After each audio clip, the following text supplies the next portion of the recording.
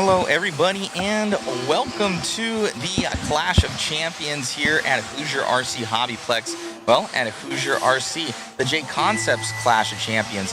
Thank you so much for joining us. Today is practice day.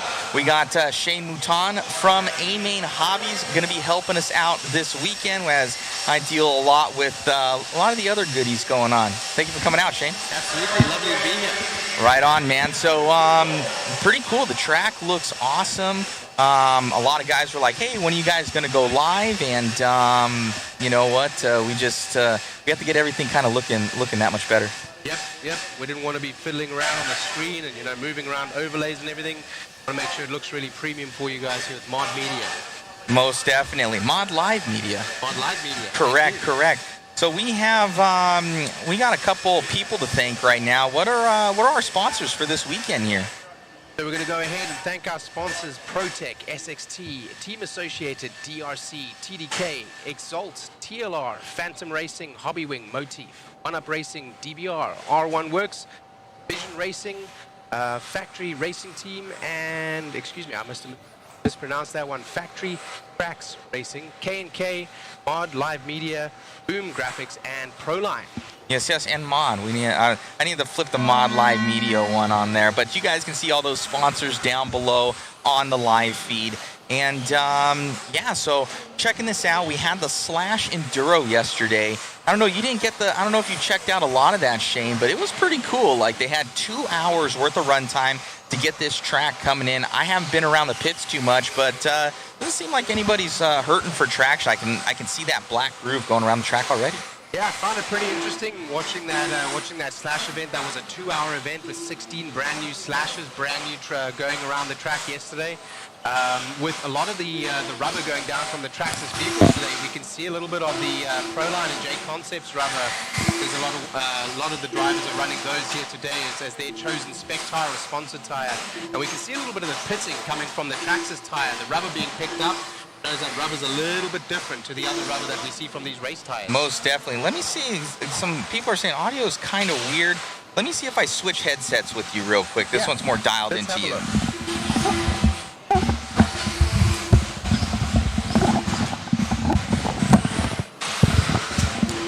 How's the audio now? Audio check, guys. Might be a little bit better. Does it sound weird to you or sounds okay?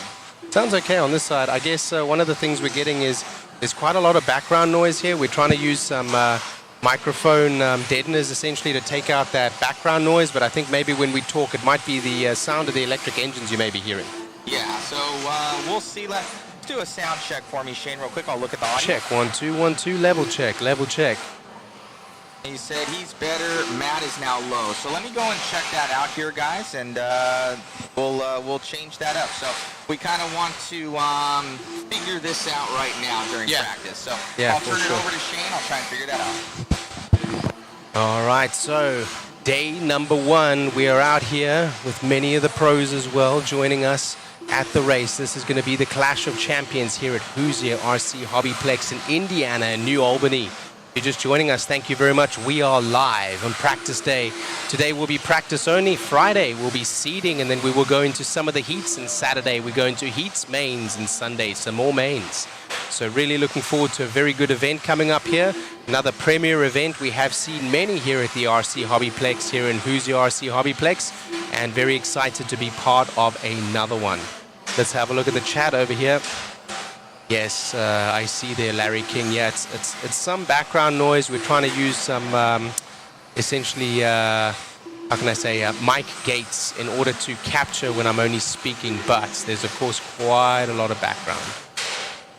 Thank you very much, Mr. Wesley. Nice to see you guys there. Yes, very happy to be here.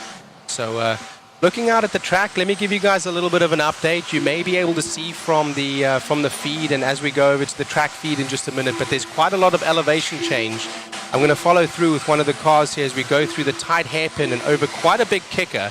There's a big elevation change as we go over the jump in the back. You'll see that in just a minute. We go into a little bit of a loop, and then over the back there is quite a lot of elevation change as well. We go a little bit of flat over the right-hand side of the track and a massive jump down. As we go towards the triples, there's 2 very big triples with a big S-bend, and as we come onto the straightaway, it is quite straight ahead. The track today is looking extremely grippy. I had a walk around on it today. It's very much like being on a drag race strip. My shoes, obviously not very, sticky rubber themselves, but sticking to the track extremely hard. This kind of clay that Eddie is working with here really is built a masterpiece, and surprised to see that he would run a 2-hour / enduro event before he would run his big event in order to actually bed in the track. So this being beneficial to this particular track, on some surfaces may not be so. In fact, I've seen in some of the other big races where we have security out, not even allowing anyone to walk on or even look at the track, let alone be on the track and run it for 2 hours. Yesterday, 16 brand new slashers came out to run with us with 16 brand new batteries, and they ran a enduro of 2 hours with 3 drivers on a team, and there were 16 teams. So quite a lot of drivers. You can do the math there, 3 times 16. So a substantial amount of Traxxas rubber, as well as a substantial amount of run time and track time bedding in the actual clay here for this particular event. The camera view, Mr. Rory, we are going to be moving that around, as today really we are filling in here for practice. So with that being said, it is a static camera view. We can move it around. We will be having our Mod Live media, ladies and gentlemen, are going to be helping us with the camera and actually moving around to give it a more premium feel, as well as get better coverage. But right now, we do apologize. It is just a static camera, nothing like a GoPro where we can see everything. They have lovely cameras here, but of course, that's a little bit more zoomed in than what some of us would like to see. With that being said, we will certainly be having a lot better coverage tomorrow. Today is just a little bit of a tidbit, a little bit of extra. We had the chat up earlier where people were asking, when do we go live? When do we go live? So we wanted to give you a little bit of extra coverage. Here we are. Someone says, Trevor Noah is commenting on, yeah, I guess we sort of sound the same. I think he might be from Cape Town. I'm not 100% sure, but yes, I'm from Cape Town, South Africa. Thank you for getting that correct as a reference to one of my countrymen there. My camera seems frozen. I'm not sure if you guys are seeing, but let's have a look over here. Yes, Marcus, I have in fact seen in person several of the drivers that have their B7 cars here. So that certainly is a car that is premiering here as a big race. I believe it's been run on some other tracks. Some of the team drivers have had their car for some time, not too long, and those will be going up onto the local hobby shops. So you'll be able to get those from your local hobby shops pretty soon. Good morning from Australia to Mr. Steven. Looking forward to know about the page. Help others with pro driving tips. Absolutely. There's going to be a lot of information that we can share here. There we go.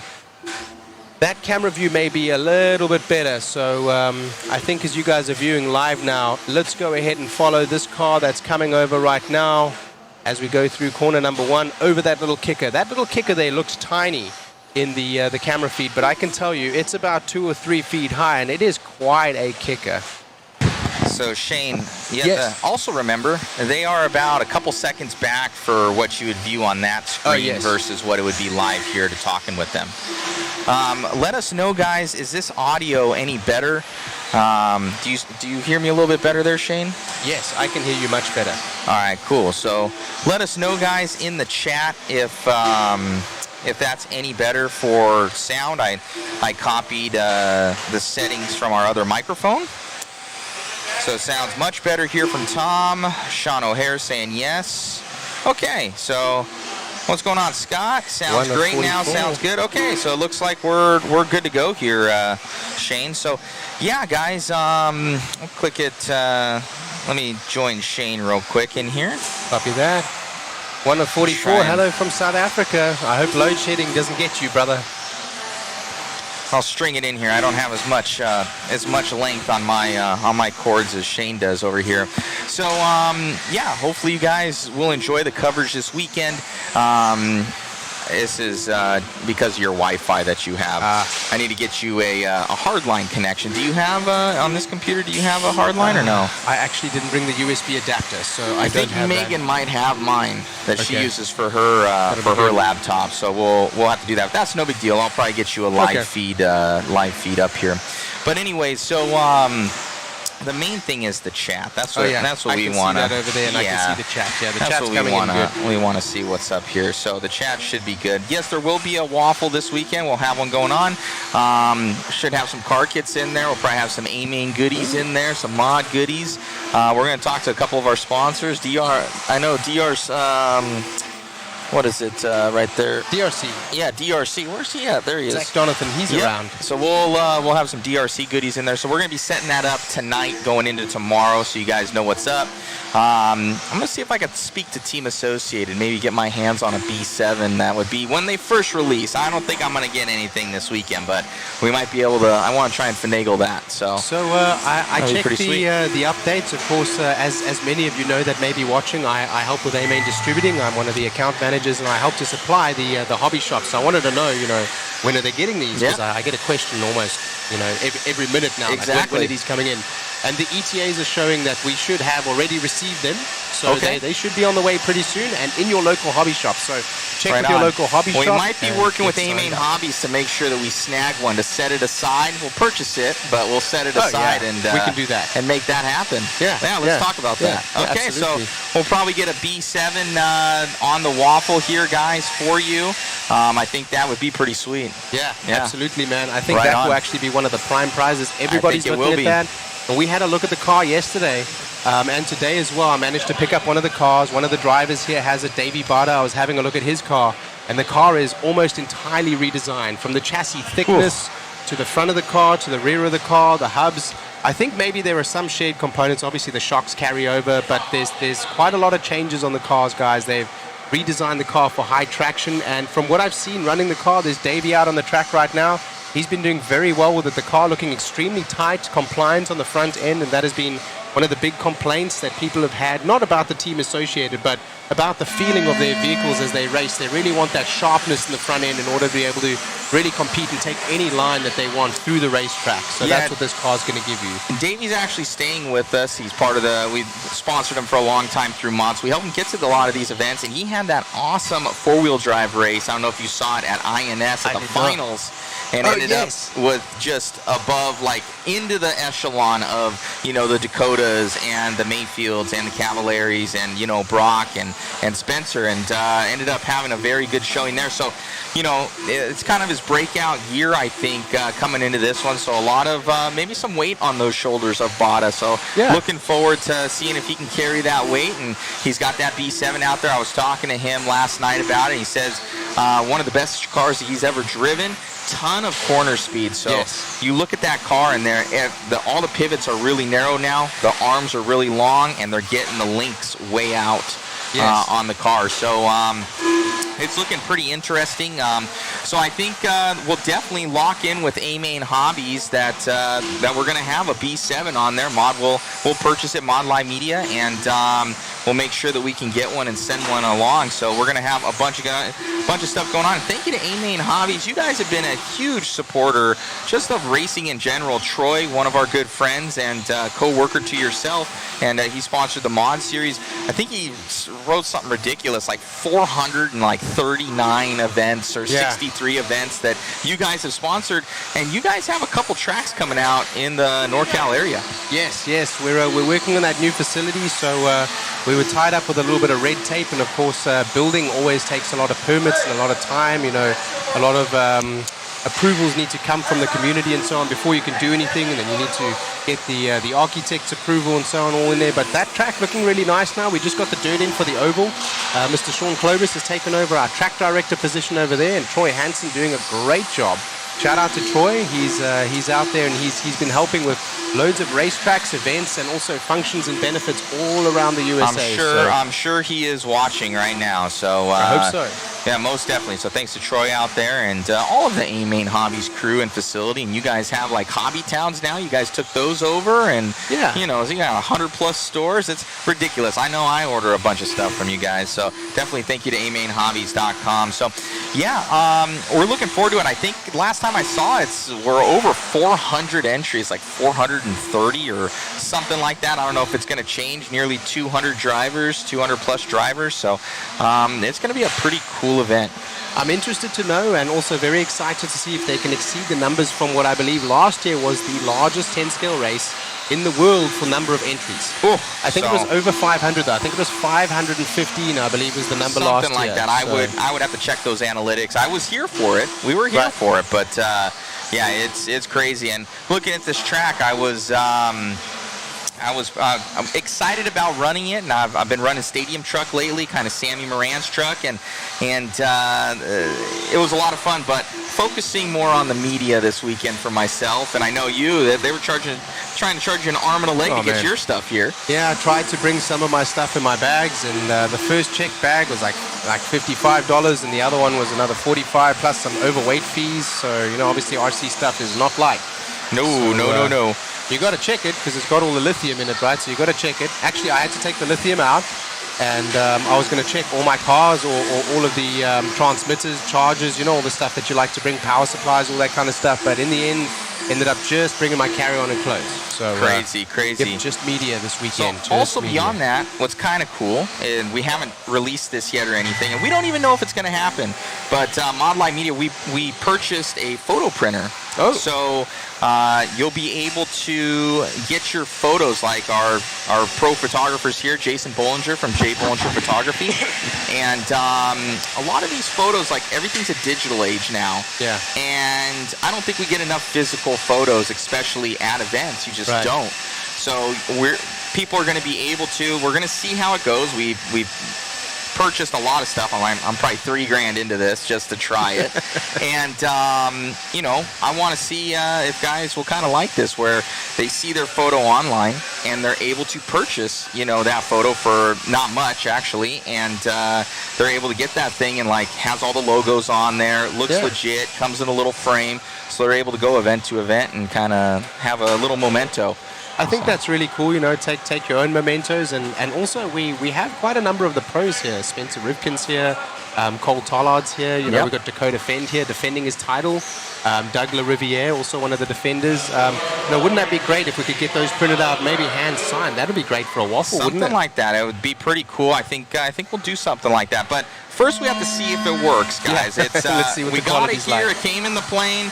The machine's pretty heavy. It's about 30 pounds, and but we got another one coming in, so we can do 5x7s and 4x6s. We'll have another one 8x10s eventually here in the future. So we're gonna see. I want to try and just get that next level for you guys. So, but what about a shout out in the chat to who anyone wants a signed Shane from A Main photograph? There we go.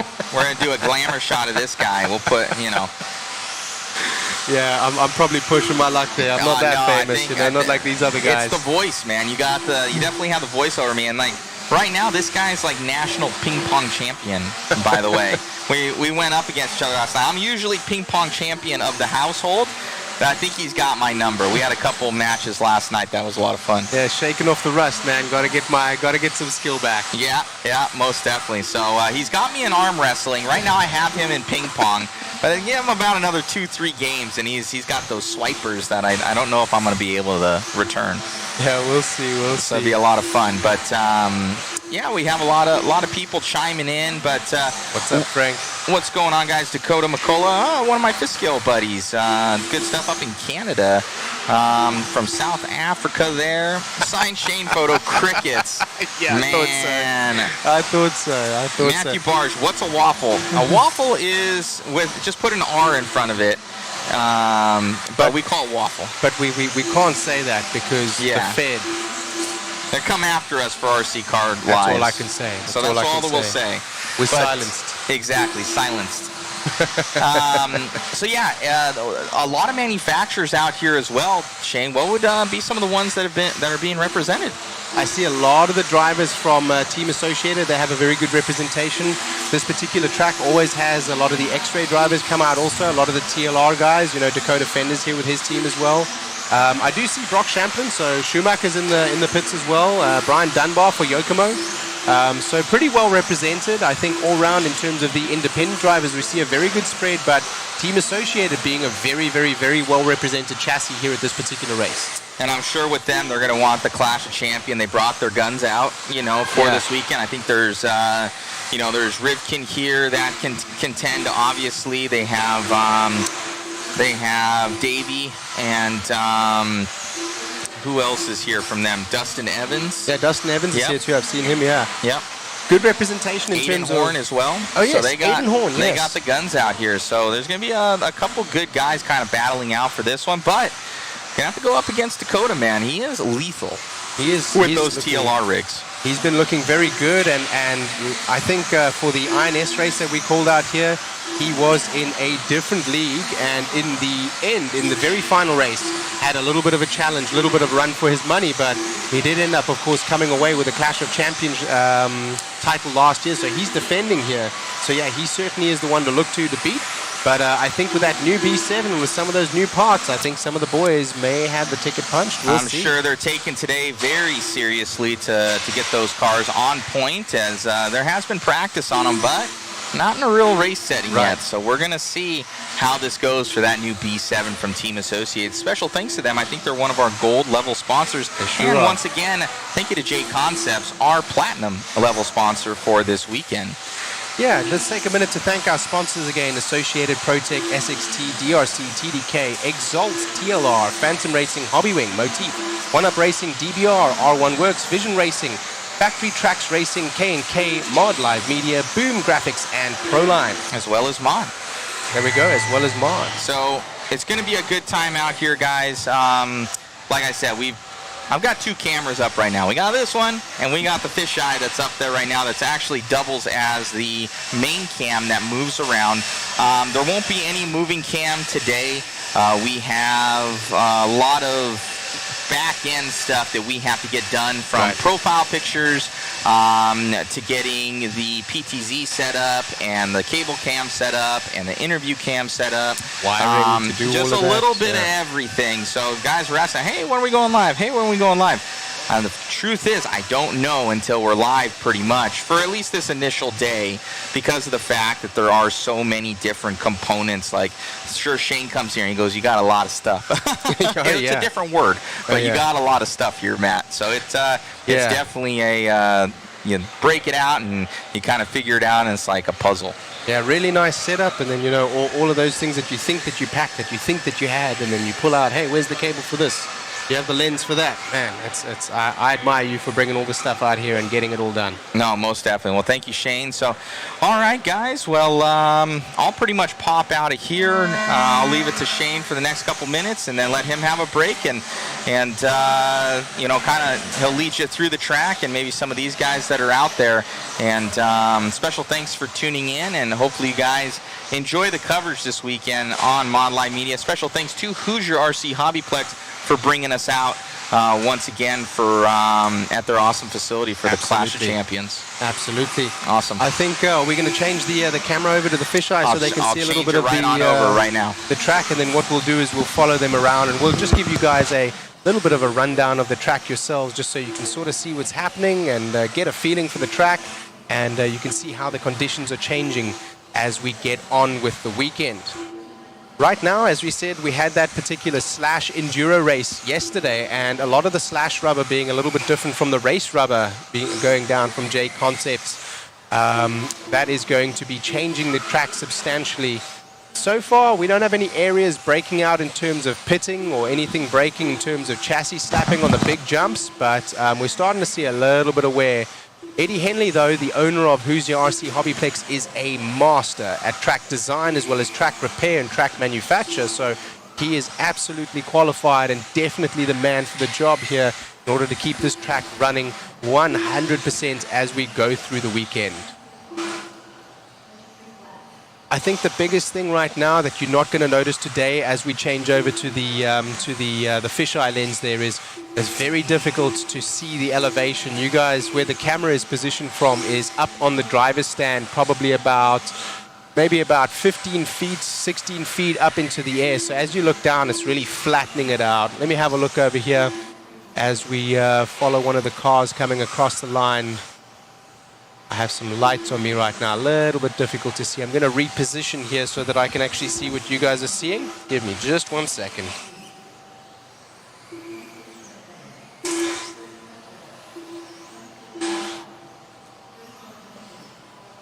All right, just coming around the back of all of these wires and cameras over here so that I can get to see what you guys are seeing. All righty.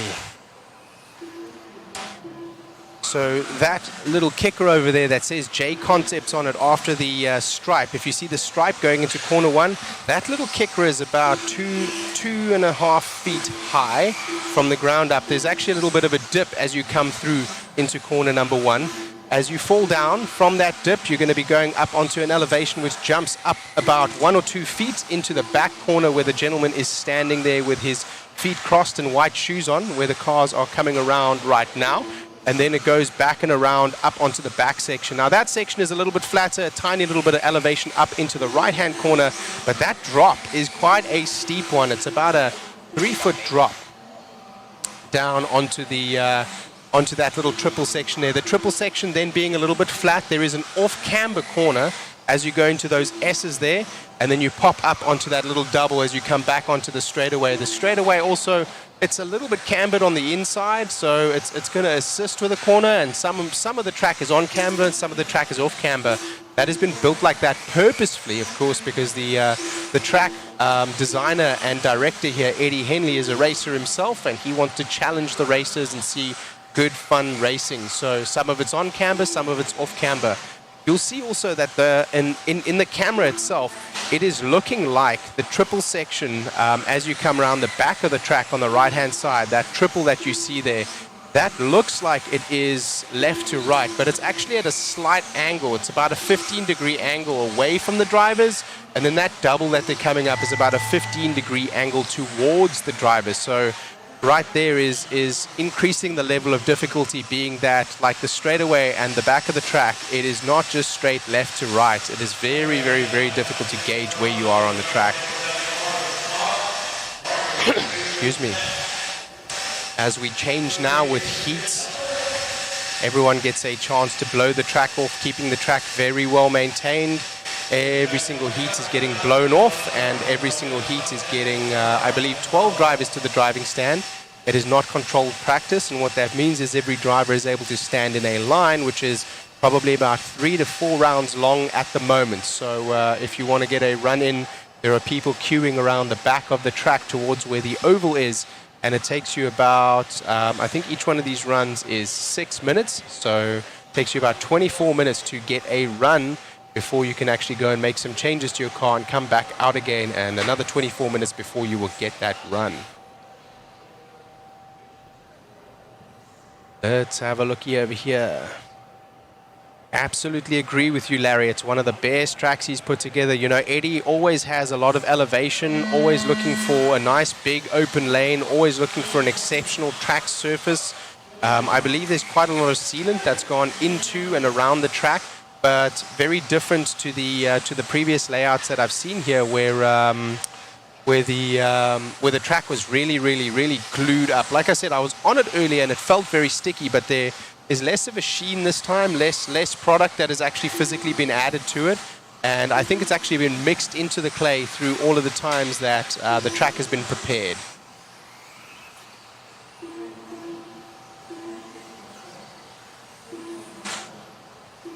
All right, fisheye camera is shaking a little bit. Yes, the fisheye camera is shaking a little bit. The reason why it's shaking is because there are drivers on that driver stand right next to it, and the tripod is standing alone. So unfortunately, it's shaking because people are walking up and down the driver stand. And that should stop now as the drivers are on the driver stand and settled for their particular race or their heat of practice here. But we will see some shaking again in just a second as soon as this heat is done. As they go down those stairs like a gentleman is doing right now, yes, there is some shaking there. So I guess it's right as they're going down those stairs behind the driver stand. Let's see who's up on the driver stand right now. I believe you can see the transponders in the name, so let's have a look over here. Dunbar is up there, Brian Dunbar. He's racing for Yokomo. Who else do we have that is recognizable?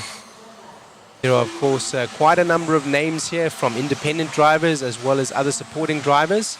But with that being said, a lot of pros here as well, very well represented, and looking forward to that. I believe Joe Bornhorst is here, Cole Tollard is here, Aidan Horn is here. We have Dakota Fend. I have seen Spencer Rivkin. Ryan Cavallari is here. So quite a lot of big names. Very exciting to be here. Brian Dunbar, of course, as well. Still very well involved in RC and was much more so in the years gone by. We have Brock Champlin. We have Paul Ciccarello. So yeah, very, very, very well represented. Lots of chassis and manufacturers too.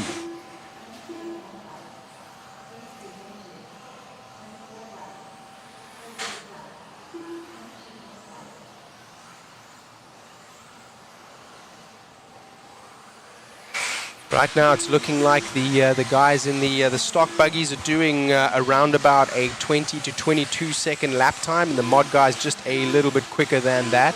I can tell you the traction is so high that many of the mod guys are actually popping wheelies on the front straightaway. I've seen that a couple of times, and the stock guys can too if they really get on that throttle with their slipper lockouts.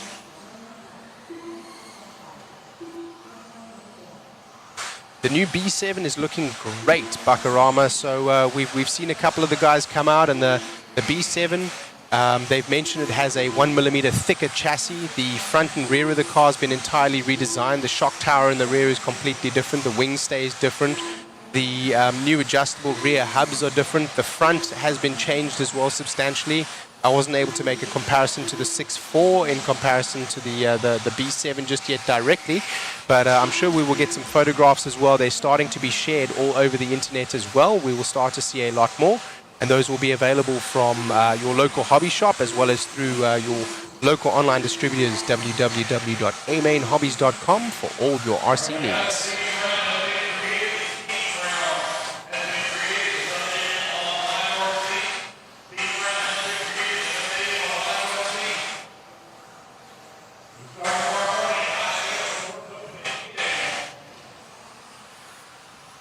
Some local announcement as well, different to ours.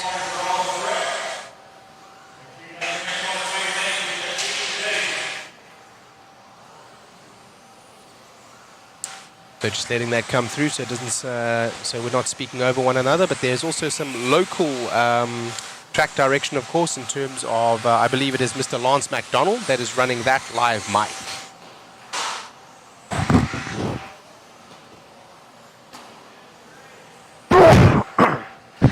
Excuse me. A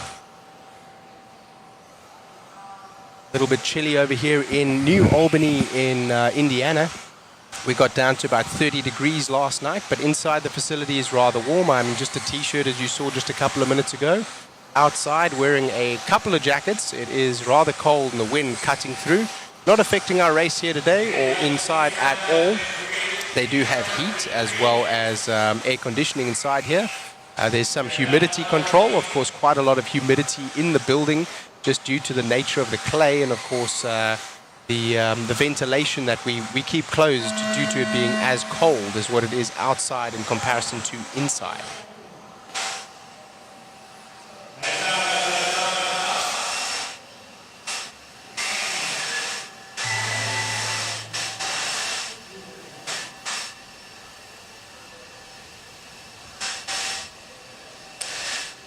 Yes, the front end pivot pillow balls are adjustable. The KPI is going to be really interesting. Yes, I think there's a lot of development potential and option potential on the front of the car. As I said, I noticed it was substantially different, but I wasn't able to compare the parts directly just yet. So I had a very close look at the rear. I had a very close look at the chassis. The chassis itself also seems to have a bend in the chassis near the rear. And the angles at which the chassis, I do speak under correction on this particular part, the angles at which the chassis are cut in the rear, although the chassis is thicker, thus providing a more stable platform for you to corner on, does allow a little bit of sway. It looks a little bit thinner than the previous version, which I believe is going to give you some ability to give some sway in the rear of the car, thus gaining traction. Of course, the stiffer the car, the less traction you're able to put down as you go through those corners, but the front of the car needing to be stiff, so trying to find that compromise has always been difficult. It looks like they've hit the nail on the head. We will have to see.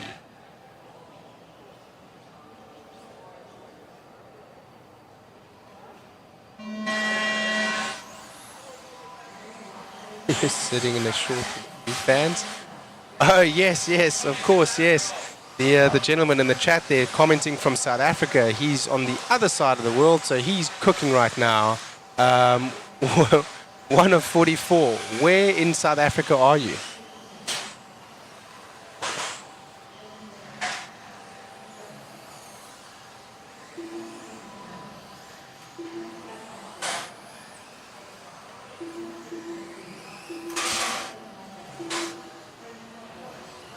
So not much to commentate on right now as we go around with practice. I can tell you, of course, we have our photographers out here and we have the fisheye lens camera up.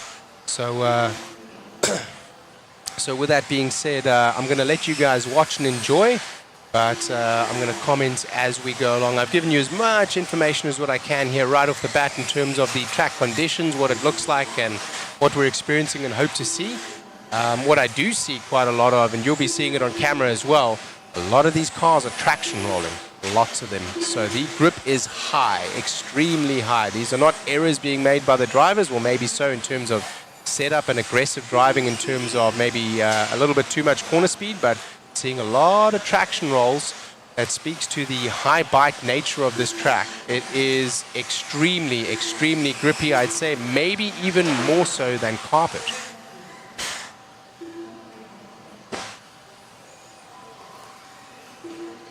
Yes, Mr. Bevins Racing right now. Oh, you're down in Cape Town. Cool. Mr. Bevins Racing, we are not really live today. We've gone live due to many requests through the chat. So we actually have everybody scheduled through Mod Live Media for camera operation as well as several other cameras and views that we will be using tomorrow. And we have been set up for that. We had some coverage yesterday, which because we had the coverage yesterday of the Slash Enduro race, which took some of our setup time, we're a little bit behind the 8 ball today. And what that means is that we have the fisheye lens set up today and all of our media as well as the broadcast equipment. But we do not have camera operators here today yet. We will have tomorrow. I do apologize for the camera being what it is. But right now, I do believe that that is a slightly better view than my face, which I would rather like to see racing over my own face personally, as I'm looking out here myself at the track watching the cars go around. Good afternoon from Las Vegas, Mr.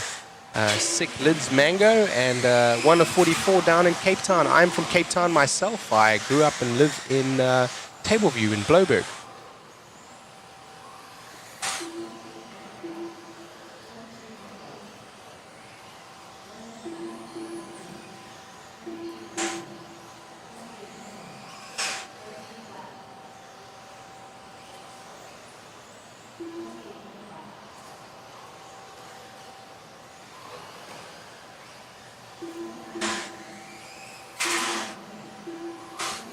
Alrighty, let's have a look over here.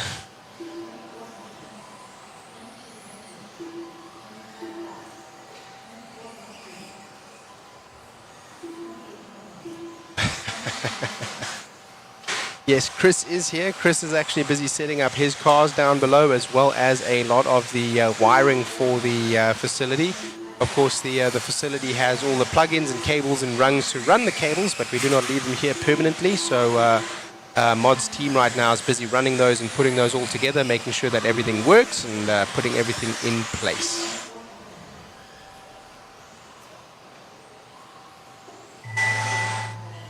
As we finish another heat.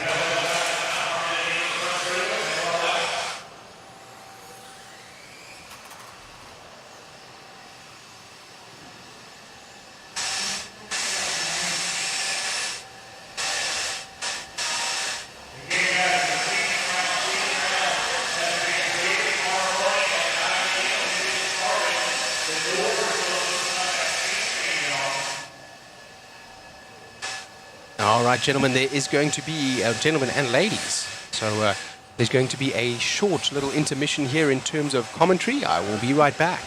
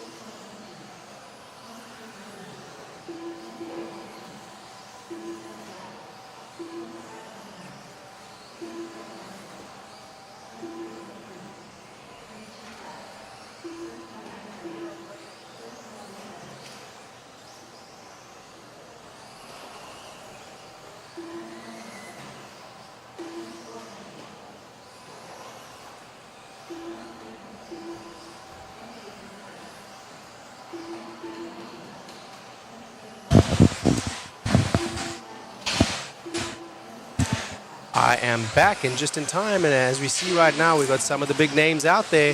We have Cole Tollard, we have Tate Sonntag, the two-wheel drive world champion. We have up there as well, I just saw Joe Bornhorst on the stand as I walked past. Yes, there is his name. So yeah, this will be a heat to watch. Some more of the team associated drivers coming up from behind also, so quite a good representation from the team associated team behind in the next heat.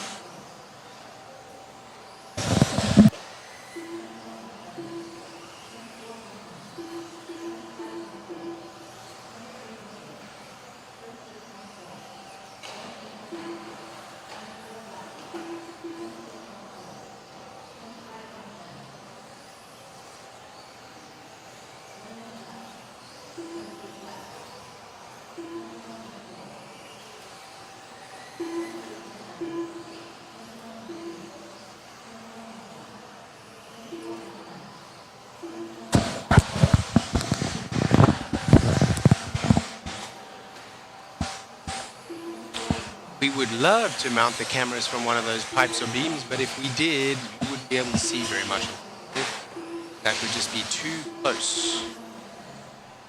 I wish I could pan the camera for you to see what we were looking at over here. It's a beautifully built driver stand. It is built essentially on like scaffolding.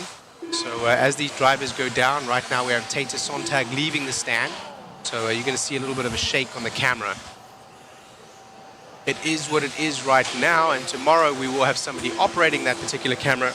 So we will have somebody holding the camera, and that will be a lot more stable. But as of today, we're not going to go live just yet today on practice. So more coverage than what we would normally have. So let's enjoy what we have. Apologies for shaking. For now, yes, it is good enough for practice, but tomorrow will be better as we go into seeding, which will be also practice, open practice and seeding, as well as the first heats. We will have not only the cameras moving, but also zoomed, and we will also have several different cameras, pan-tilt zoom cameras, etc. I see Dustin Evans coming down, I see Spencer Rivkin coming down, I see Cole Tollard coming down, there is Brock Champlin, I see, who else do I see? Tate Sonntag just left the stand a minute ago. Alrighty.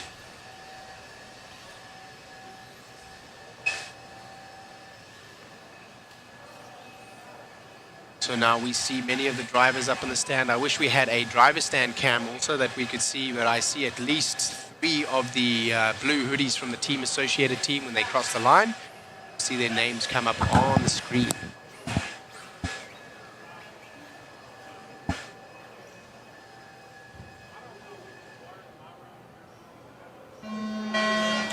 There we're going live, so let's see those names refresh.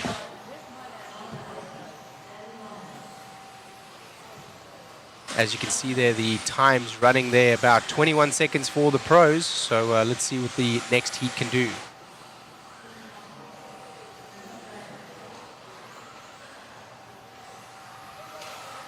That is correct. Tate Sonntag, two-wheel drive world champion, making his first start for Trinity Power. Yes, he did run last year in the World Championships. He was powered by Protec batteries. That is indeed a astute observation there from BJ Williams. Thank you. Mr. Anthony, right now, this I can tell you is the best camera position that we have, and if we had a better one, we would love to put it there, but we don't have the other options right now. We will have tomorrow, but not of today. Apologies.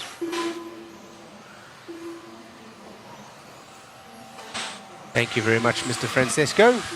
Appreciate that.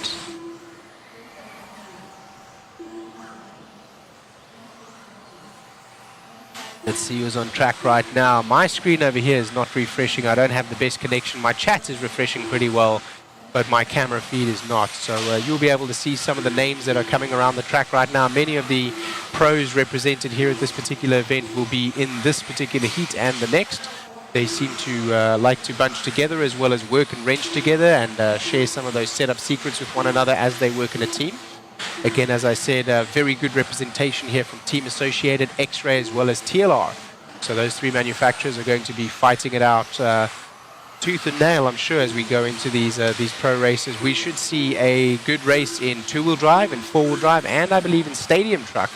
And that is quite exciting to see that particular discipline come back and start to see more and more popular attendance in that particular class.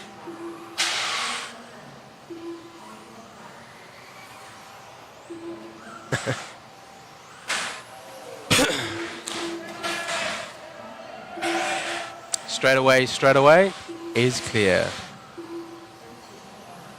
So 1 of 44, to answer your question, I used to live and work on cruise ships, and I was a international art auctioneer on board the cruise ships, working for a company called Park West Galleries.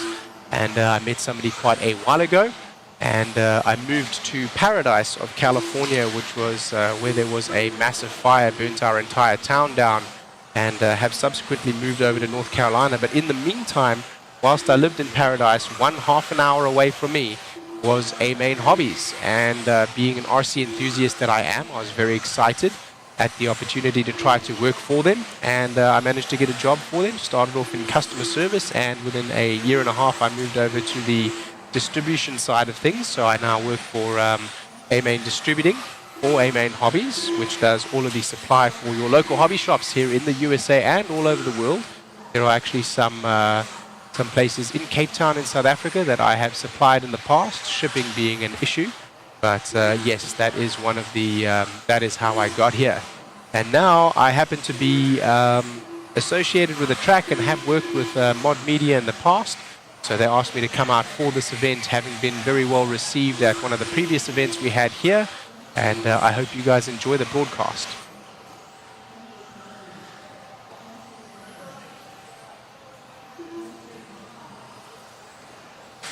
I believe that's correct, Mr. BJ. Yes, Ty Testman. A little bit of, excuse me, a little bit of news for those of you that didn't catch it in social media over the last couple of weeks. Ty Testman has retired from international racing and professional racing, essentially. Not hanging up his RC boots entirely. I'm sure he is not out of RC, but taking a different approach and will be no longer racing as a professional racing driver moving forward. I'm pretty sure he's going to do something interesting, maybe like we see right now with what Jared Tebow is doing. You know, he's doing his own line of products and moving on with the Hot Race team. Hot Race now available at A-Main Hobbies as well. So with that being said, also available in your local hobby shop soon. A lot of the brands as well as the products that we're able to represent, we bring in through the retail, and we're able to bring into distribution as well to offer at your local hobby shop.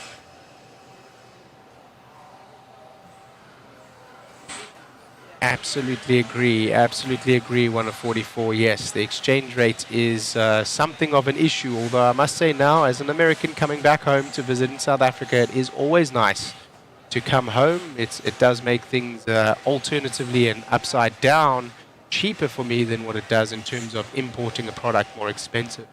For you guys on the other side, it's always sad to see. I'm sorry about that. As we move into the next heat now, I see quite a number of independent drivers up on the stand.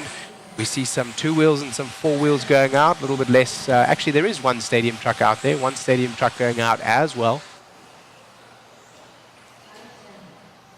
Lots of traction rolls and a little bit of contact between some of the drivers, but that's okay. This is just practice. This doesn't really count for much. There is no seeding right now. Seeding, in fact, will be in practice tomorrow.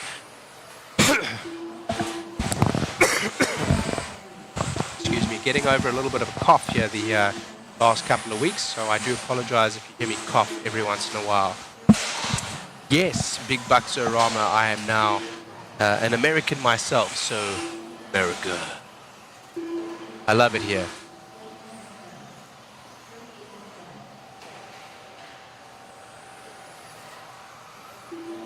I think one of the things that has surprised me the most here, as I'm enjoying seeing your chat come through, by the way, is the speed at which you're able to reply to me, which clearly tells me that the connection between South Africa and America, for you to be able to watch and hear me speak and then have your chat come through back on the other way, it's incredibly fast. It really just goes to show the technology we have today is amazing.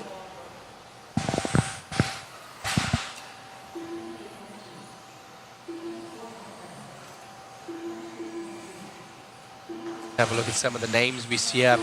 Hughes, Henrik, Stanley, Smith, Hess. That's Mike Hess. Yes, all right. You have some of the local heroes up there right now.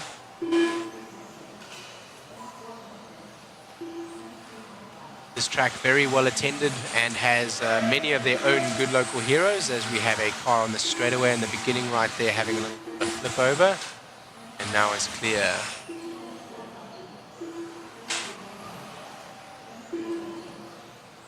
Let me give you guys a feeling for the facility that we're at. The facility that we're at is a massive one. The track that we're at is looking like it is about 80 by about 70 feet. So it's quite a substantial track, may even be larger than that, may even be 90 by about 80. Quite a lot of elevation, you know, from the back down to the front straightaway, which is ideal for RC viewing because it helps you to be able to see the car. If we had the elevation in the back, it would be very difficult, right? Very nice driver stand. The driver stand is about 12 feet up in the air. It is extremely long. It is about 25 to 30 feet long. The pit spaces, we have pit spaces which each have their own table as well as upper, as well as power sources. Each one has their own power plugins. We have TVs all around, which has the live timing and scoring. And that is just the main part of the building. As we go into the second part of the building is the hobby shop. The hobby shop is just as big as the racetrack, substantial hobby shop. And then in the back, we have a second pits area, as well as you step through the second pits area into what will be a oval track. The oval track is a slightly smaller track. I believe you're going to be looking at about 40 by about 30 there. Also clay. And then behind that is actually another setup of a third set of pits. Now that back set of rooms, where I mentioned is the second pits, is enough to set up an entire additional pit area. And the third set of pits is about half the size of that. So an absolutely premier facility here, a beautiful, beautiful racetrack. Lovely, lovely clay. Eddie has done very well. He told me that initially this clay was swamp sludge, was not very good, to bring it up to the point where you're able to build and have a hard enough track that will stay built, not blow out during the race, as well as put enough traction compound in to allow grip for races. And this is much, much, much higher grip than asphalt, I can tell you right now. I wish there was a way that I could show you the adhesion that these tires will have. Each one of the racers taking time to sand down their tires as well as use source. SXT is one of the sponsors and also one of the chosen sources here on this particular track. A very, very, very well used and generously used traction compound. Hello, Mr. Danny Matthewson, all the way from Ecuador. Yes, 1 of 44. The track is quite a lot better than yesterday. So as I said, abnormal to many of the events that I've been to. Eddie elected to run a 2-hour slash enduro yesterday, which would allow them to bed the track in, essentially, help to hammer the track, enamor the track, and make it harder for the surface that you're running now. I'm noticing a couple of things right in front of me right as I go around the first corner, and as we go onto that little kicker about 2 feet high. Like I said, it's quite a substantial kicker. See, as this gentleman walks by it right now, you'll see it comes well up to his knees. So that's just to give you an idea of how big that kicker is. Does not look very big as they go over the kicker right now. Does not look very big.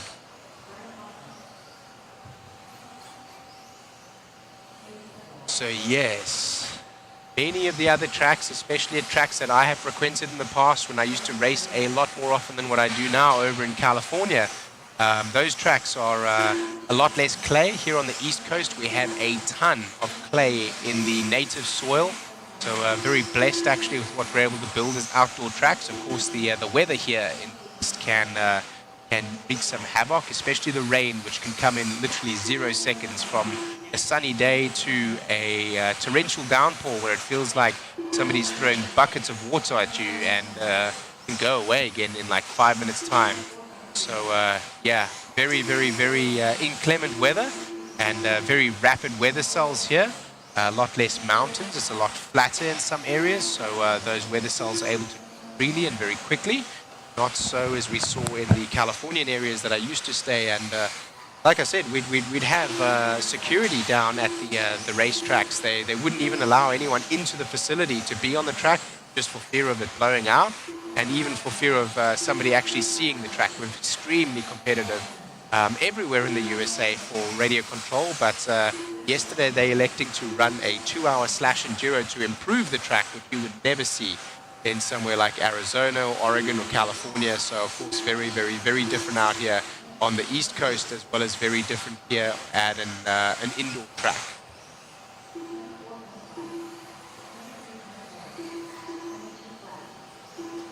Absolutely, California clay, which I would say we have to import the clay. I don't think there is much California clay. You have to import that if you want to mix it into your soil, like we did at A-Main. For our tracks, we had imported quite a lot of the soil. We paid for that to be trucked in. You have the East Coast clay, which is just native. I mean, when it rains here, the rain puddles on your grass, like it doesn't soak in. And then there's Hobby Action. Yes, Hobby Action is another prime, awesome, world-class facility. So Mr. Larry out there doing a great job at Hobby Action, also hosting some of the large events, namely the Worlds last year, and has done very well for himself with that track, an exceptional racing facility.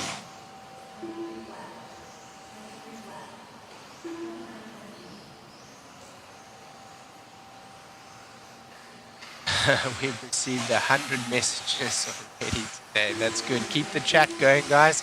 You guys are basically going to be driving what I'm talking about here today, as not much to commentate on. Of course, not racing for position, and not really certain, who's the fastest driver on track. My feed is not updating the way that yours is. I can only really see the chat update right now, so you guys can probably see better than I can. Apart from, of course, looking out live, I'm looking here with my own 2 eyes down at the track, which I can see very nicely. But to commentate on that would be to commentate on something 5 to 10 seconds ahead of what you're seeing due to the international broadcast media delay.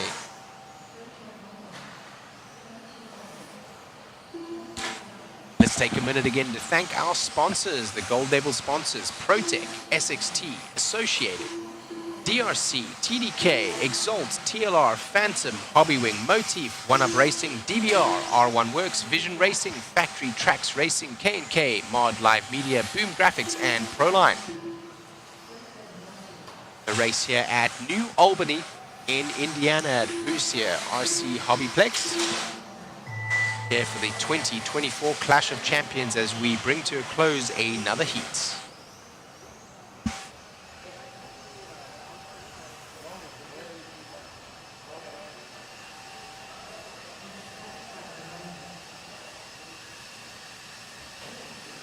Absolutely, Bakarama. That certainly is what we see here. We see that quite a lot. It is a heavy tire game, I will tell you. You have to have the right tires. You have to run the right source. You have to bed your tires in. And yeah, there's quite a lot that can be said about the tires.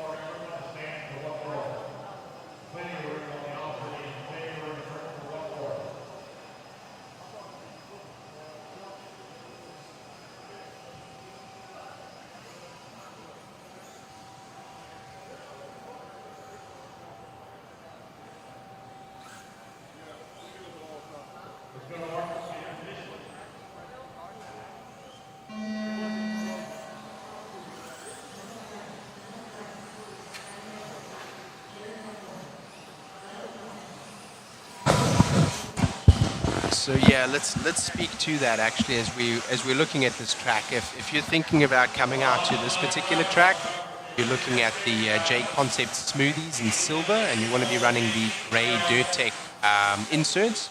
Those two things, along with the SXT Baja, which seems to be the go-to traction compound for most of the racers, will not only mean that you'll get better grip on the rubber as it builds up because you're running the same rubber, but also those Dirt Tech inserts are going to break down to the softness, i.e. the PSI that you need in order to get the right grip. And with that being said, that is going to give you the best results on this particular track. Very, very, very different to California, where we run a lot of ghost pin tires. Even on clay tracks, even on indoor, we will run what we call ghost pin tires. Things like electrons, where there is a certain amount of tread across the tire. Also sourcing the tire, the insert mattering a little bit less. Often we will run even open cell inserts there in order to allow the tire to break down and feel a little bit more free. And the clay does not feel the same on the cars. You see that car coming down the straightaway right now. It was just about popping a wheelie as it was coming down the straightaway. They're really struggling to stay on the all fours rather than the two rear tires. So the clay here, built by the track master, Mr. Eddie Henley, really, I cannot describe the level of grip that this particular track has. It's more than carpet, it's more than asphalt, I can tell you that. The track is hard, it has a certain amount of give, so it's not quite as abusive or difficult on shock towers, as well as all of the other extremities of the car should you roll over and crash. But I will say that I have seen a number of broken shock towers already, so hard enough to do so, right? So it feels a lot like carpet when you roll over. In terms of the track surface itself, though, a lot more forgiving. It will not break like carpet does, but the grip probably higher than what you may feel with a carpet track and with thin tires. I agree with that, James. Yes, Davey Bardas bring out his B7. He's been practicing over at Coyote Hobbies, of course, his home, and he's brought his B7 out here. He has been looking absolutely exceptional.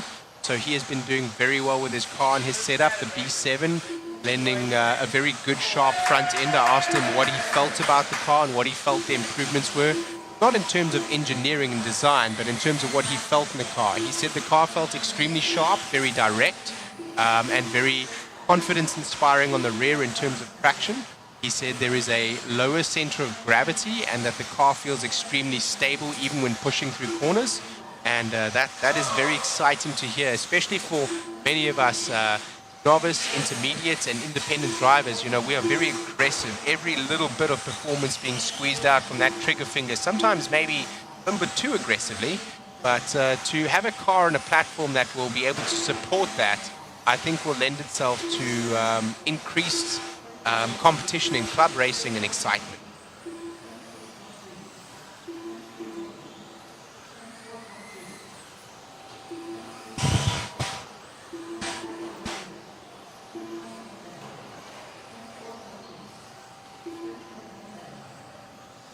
Yes. I actually read that there just now. You had a grass, Mr. Bakarama. Yeah, so it does take some time, when you change coast to coast. Myself, I will admit I've not taken enough time due to the inclement weather and the nature of many tracks being outdoor here on the East Coast myself. Many of the hobbies that I engage in also being outdoor.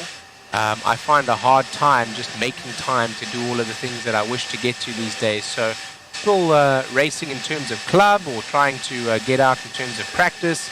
I have a couple of bash rigs now myself, but a lot less frequent in terms of what I used to do when I lived and worked 5 minutes away from the racetrack over at Silver Dollar. I would go down there almost every single day for at least 2 or 3 hours, run a couple of tanks of nitro, and really just have a good time, and then head home. My home was about half an hour up the hill. And I would go down to A-Main Hobbies work, and about 5 minutes from my work, which was the warehouse, was the racetrack. I'd spend a couple of hours there, and then I would head up and go do it all again the very next day, all to do it on the weekend for about 8 to 10 hours, Saturday and Sunday. So really got my fix of racing RC when I was in California. A little bit less so now in North Carolina. I guess it's just a personal approach, having been through COVID where everything was closed, and getting used to doing all sorts of other things that I had access to, where racetracks and so on were not allowing us to frequent their facilities at the time.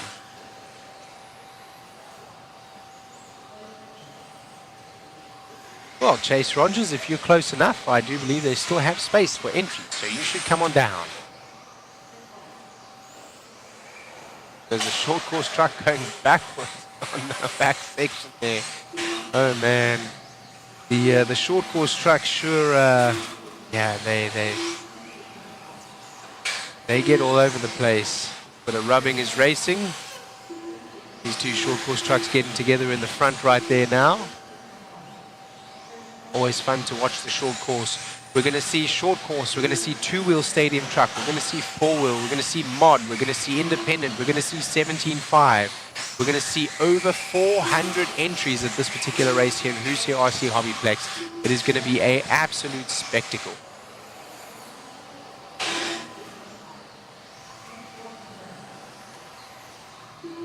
That is a good question, Mr. Rob, and I believe that they use some of glue adhesion, but I don't think that they actually sealed it for this particular event. I have the track manager, or should I say the track director, right in front of me here. I'm going to take a quick little break and have a chat with him, and I'll get right back to you on that.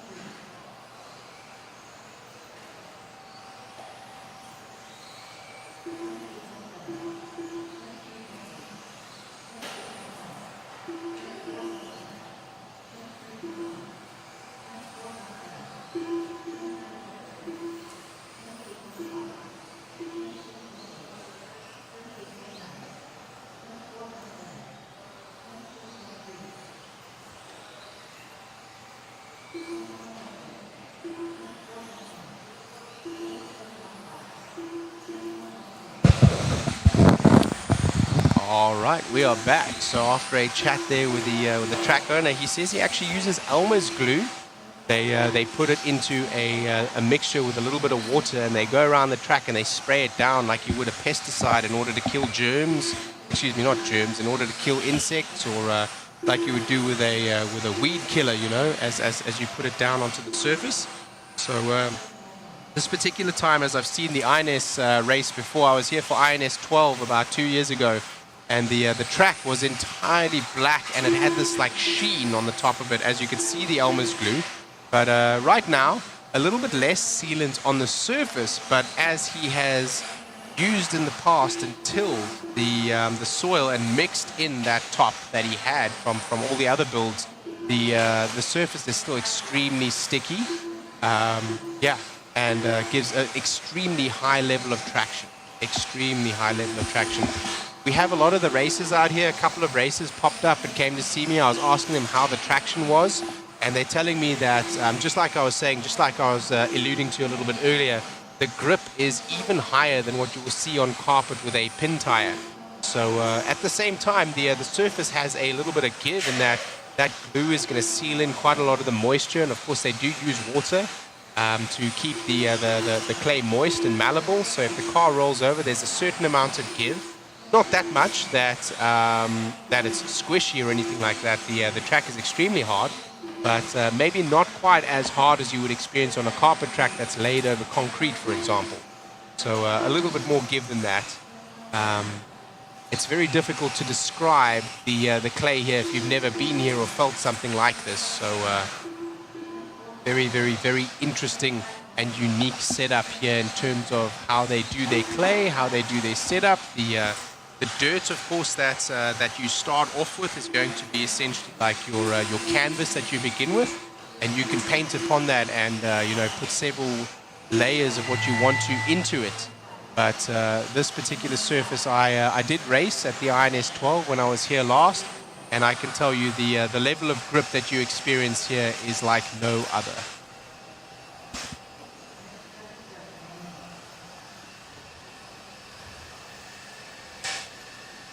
So the equivalent of Elmer's glue. Actually, you guys do have Elmer's glue. Elmer's glue is like that glue stick that you used to use when you were a kid to stick paper to paper, 1 of 44. So the glue that we used when we were kids, that same glue that they removed the toxic stuff from, yeah, that very, very, very same glue. It's just like it is aerosoled out. It's like wood glue almost. I'd say it's like wood glue.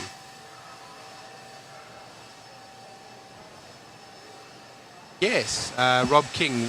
Over in Las Vegas and hot areas, California itself as well, where we hosted the Worlds in the past, we've actually taken grape soda, and we've actually taken Fanta, and we've taken Coca-Cola, and we have sprayed that out onto the circuit and allowed that to harden so that the sugar almost forms like a very hard granular surface. Now that makes for an extremely hard concrete-like but high traction surface, and can be sometimes inconsistent in terms of how it breaks away and does not adhere into the soil quite the way that the glue does. But yeah, we see that over in Las Vegas as well. You know, what we call sugar tracks. And the reason why they're doing that out there is for a couple of reasons. Of course, number one, it's much hotter out there. Number two, the soil is extremely different. So if you spray something like Elmer's glue into it, it just doesn't adhere. You need more clay, and you just don't have that on the West Coast. So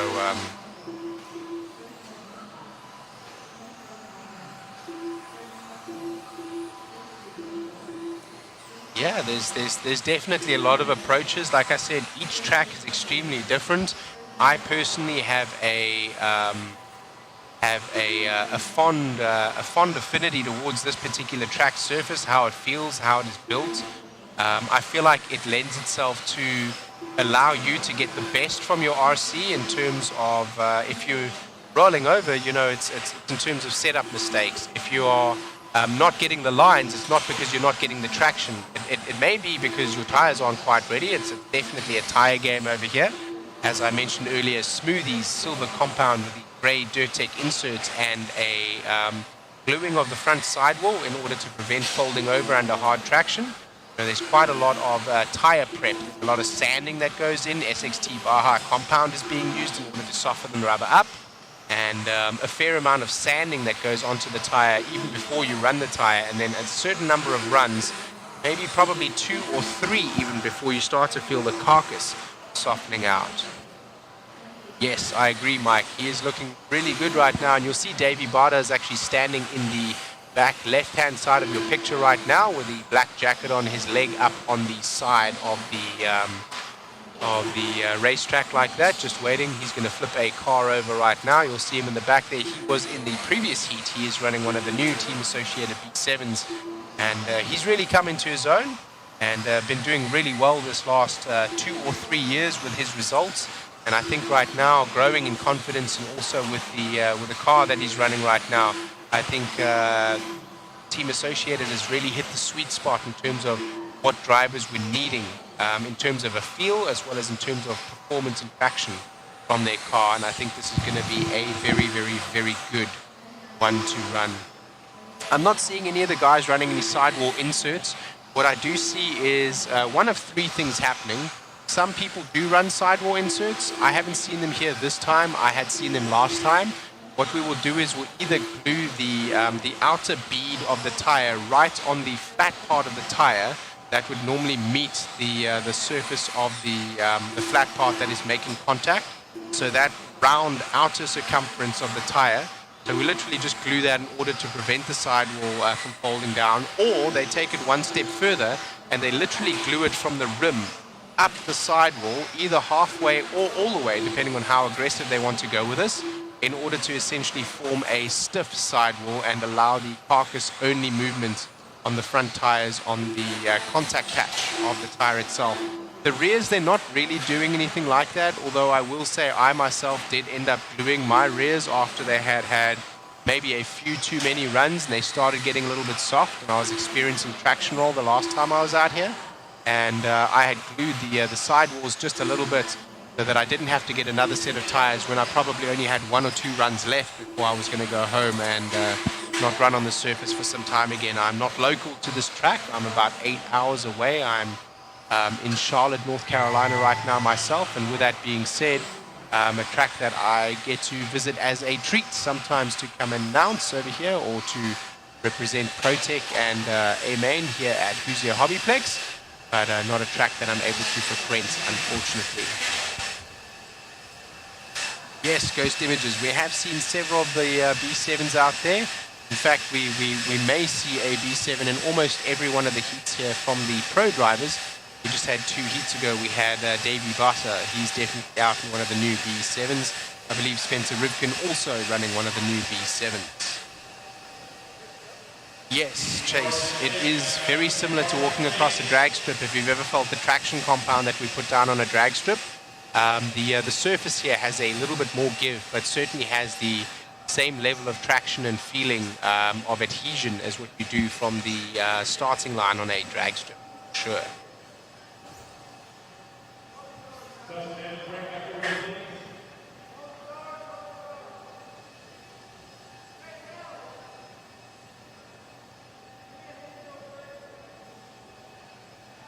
I would love to see some of the tracks back in South Africa myself when I come visit again next time.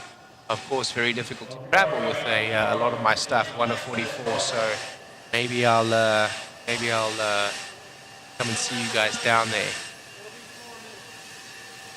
The front straight is super smooth. Yes. Right now we're seeing a little bit of pitting on corner number 1.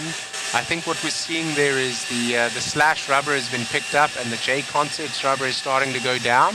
Of course, the racetrack tire is a little bit different to that of the Basher tire. And they did use, of course, straight out of the box Slashes yesterday. I don't think they did much in terms of setup or hop-ups, but they did go ahead and run those for 2 hours to bed the track in.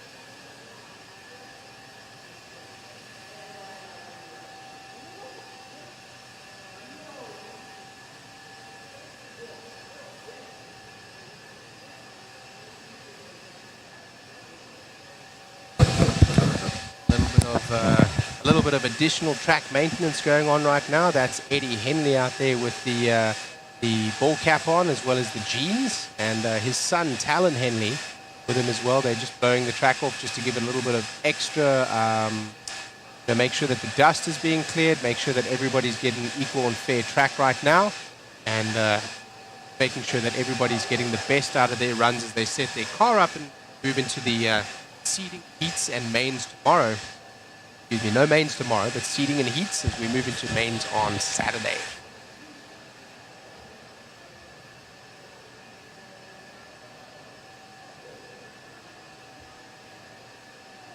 The guys look like they're looking for a body clip because there is a certain amount of dust as well as soil that breaks away from this track.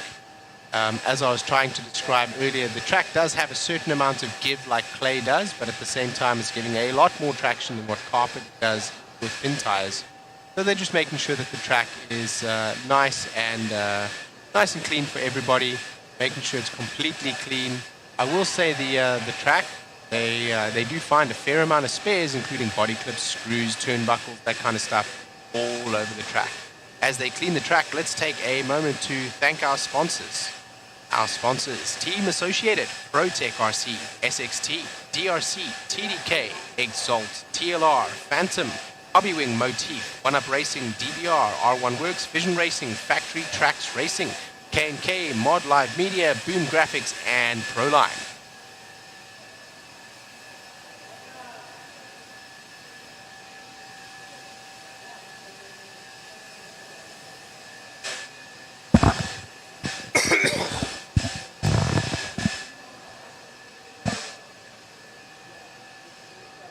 Track starting to get a very black look on the top of it. That is from the rubber going down as well as the glue taking the rubber out of the tires essentially. As that happens, more and more grip is going to come up online, and less grip is going to form offline. So it's going to be more rewarding to be online and less rewarding offline, just like it is on an asphalt circuit.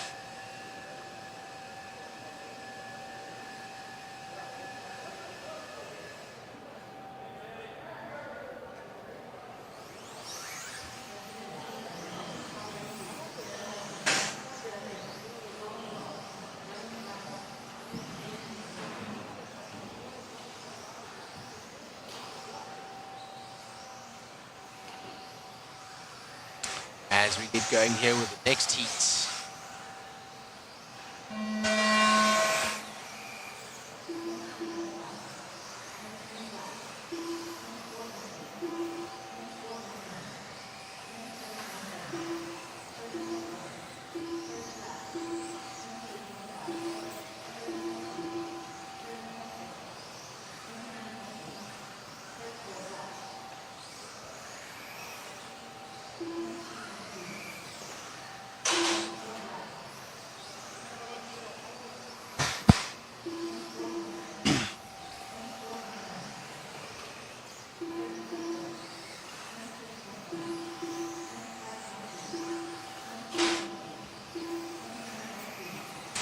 I'm going to move around the front here again so I can see what you guys are seeing. I can actually commentate on what we're seeing rather than just track conditions. Important as well, but let's go around the front here.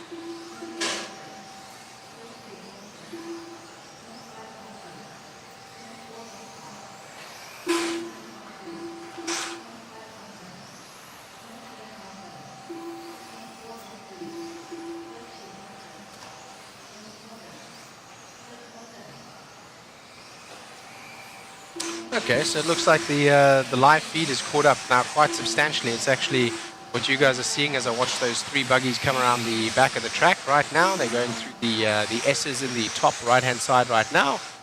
You guys are about 2 or 3 seconds behind me only.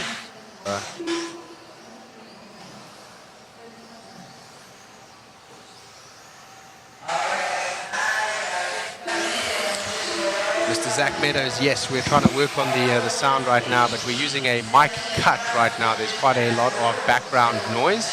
So with that being said, we do apologize for the audio. It is as good as we can get it right now.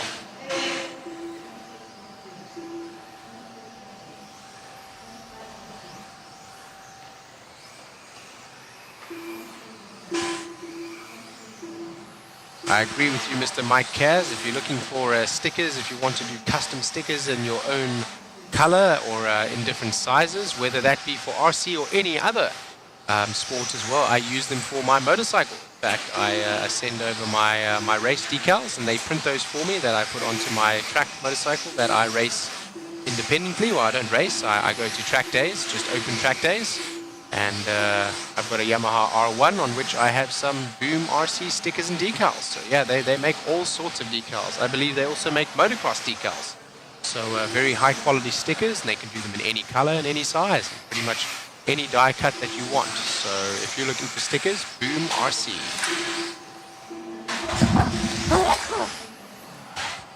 Oh, sorry.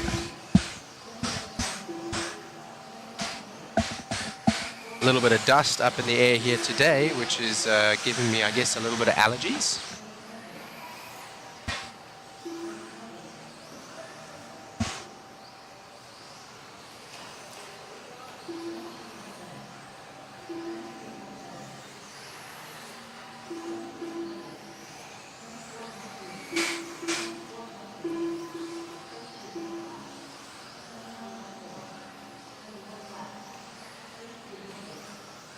Have our photographer here today as well. He's out on the left-hand side of the track right now. You'll see him with his telescopic lens following some of the cars around. So he'll be taking some of those photographs that Matt was talking about earlier, where we're going to try to get a photo printer out here.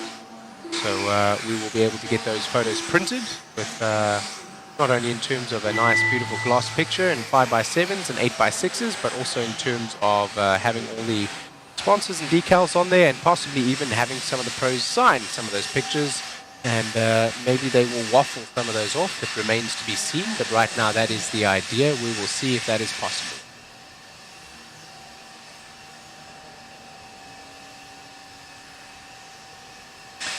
As we just saw in the last heat there, Dustin Evans coming off the driver's stand and some of the others right now. And we see Paul Ciccarello now going up onto the stand, as well as some of the other team associated drivers. I think we will see some of the pros in this next heat here. I will need to catch a video, I believe, of one of the drivers that is on the stand. So there will be a temporary moment where we will not have... Chris Champlin is listening. Yes, thank you.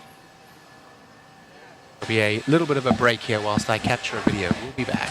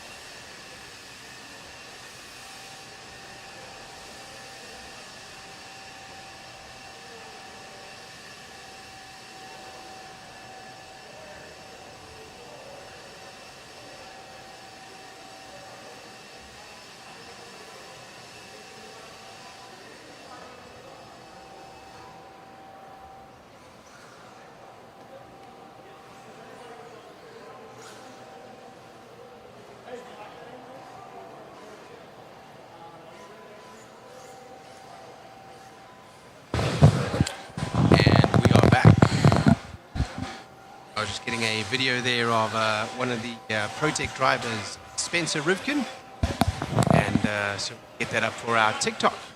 And Mr. Troy Hansen is going to be trimming that down and making a lovely little video out of that. So thank you, Mr. Troy.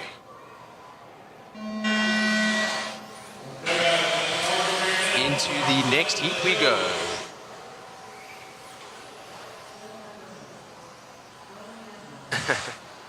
All right, see you in an hour, Mr. Chase.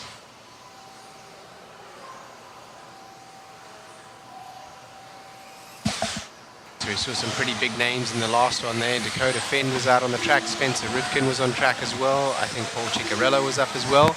So right now, I'm not 100% sure. Let's have a look at who's running right now. We have some of our local heroes. Joe Bornhorst is up there as well. There's Mike Hess is up there. All right, so in a very similar cadence and in a similar group. Not sure exactly how they're setting that out themselves, but with that being said, yeah, certainly some names of notoriety here on the track today.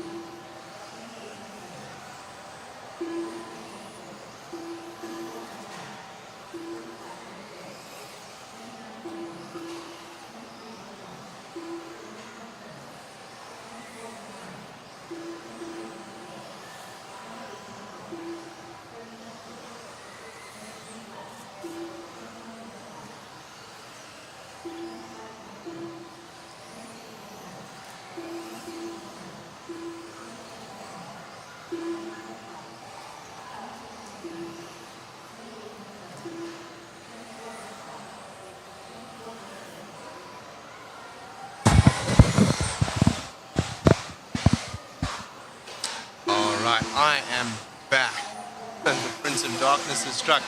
For those of you that are wondering what 1 of 44 is talking about, he's in South Africa and they have something called load shedding, which means that the country doesn't have enough power for 100% of the time for 100% of the country. So much of the country is switched off for your electricity for all time.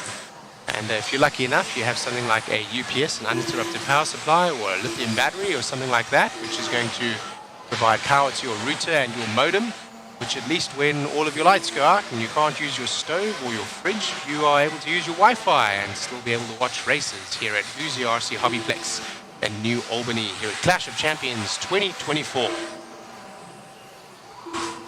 I took a little minute to go sneak down there and grab Spencer Rivkin's car as he's out on the track right now, and I snuck a couple of pictures. That is the new B7, so I'm going to see if maybe I'm able to share that somewhere here with you guys. I'll have a chat with Matt from Mod Live Media in just a couple of minutes and see if I can get that up to you guys. And in the meantime, if you do want to see any of the coverage, you can follow that on ProTech RC and A-Main Hobbies' pages. We'll be setting that up on the TikTok, the Instagram, the Facebook, all that kind of good stuff for the videos. Mostly the videos go through TikTok.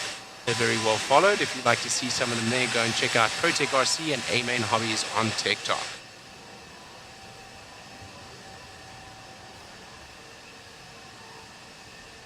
As we finish another heat right now, looking at about 5:15. Spencer now coming down to pick up his car. He's feeling the front shocks there and just having a look at the vehicle. He seemed pretty happy with that last run. The run before that, he had actually pulled his car about 3 minutes into the 6-minute run and went down to go and make some setup changes this time, running the entire heat. Dakota Fend also looking pretty good. He coming off there with his 4-wheel drive, the TLR X, the TLR 22X, I believe. Get ready for our next heat.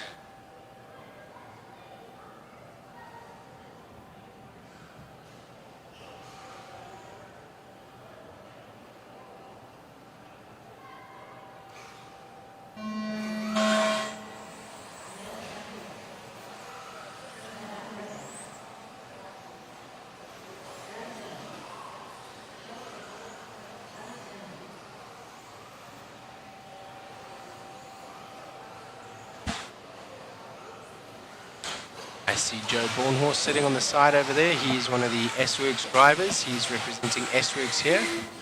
He was telling me they're working on some of the components for their particular vehicle and making improvements as they always do. Oh, one of the buggies out on track right now, losing a wheel. Not sure which one that is or who that is. Losing a front left in the S's.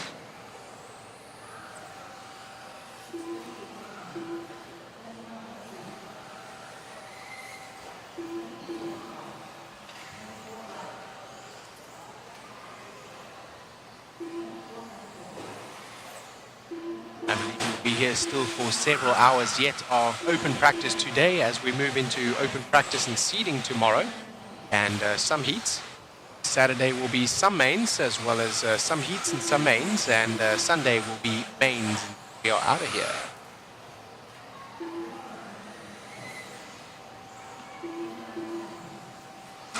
Hello, Mr. Carl Ball from England. Where in England are you?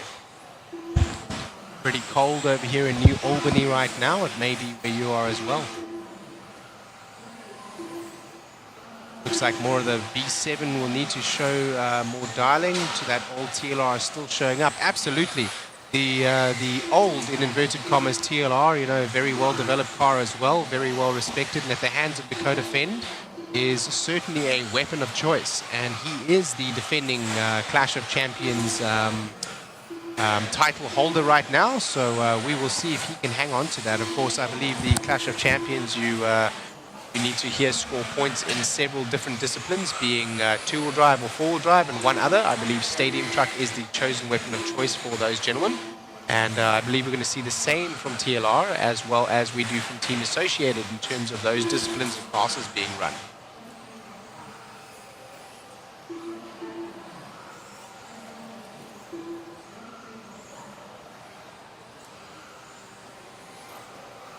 What classes do you guys run? Do you guys run two-wheel drive? Do you guys run four-wheel drive? I myself am a absolute nut. I love my four-wheel drive, but I will say I'm always disappointed at the amount of attendance that we get in comparison to two-wheel drive. Two-wheel drive being harder to drive, but two-wheel drive is the glory, I believe, and it is one of the most widely contested as well as competed in classes across the world, whether it be in Africa, Asia, America, Europe, anywhere else really that we see RC racing. Two-wheel drive buggies are certainly going to be one of the races one of the classes that we see out there.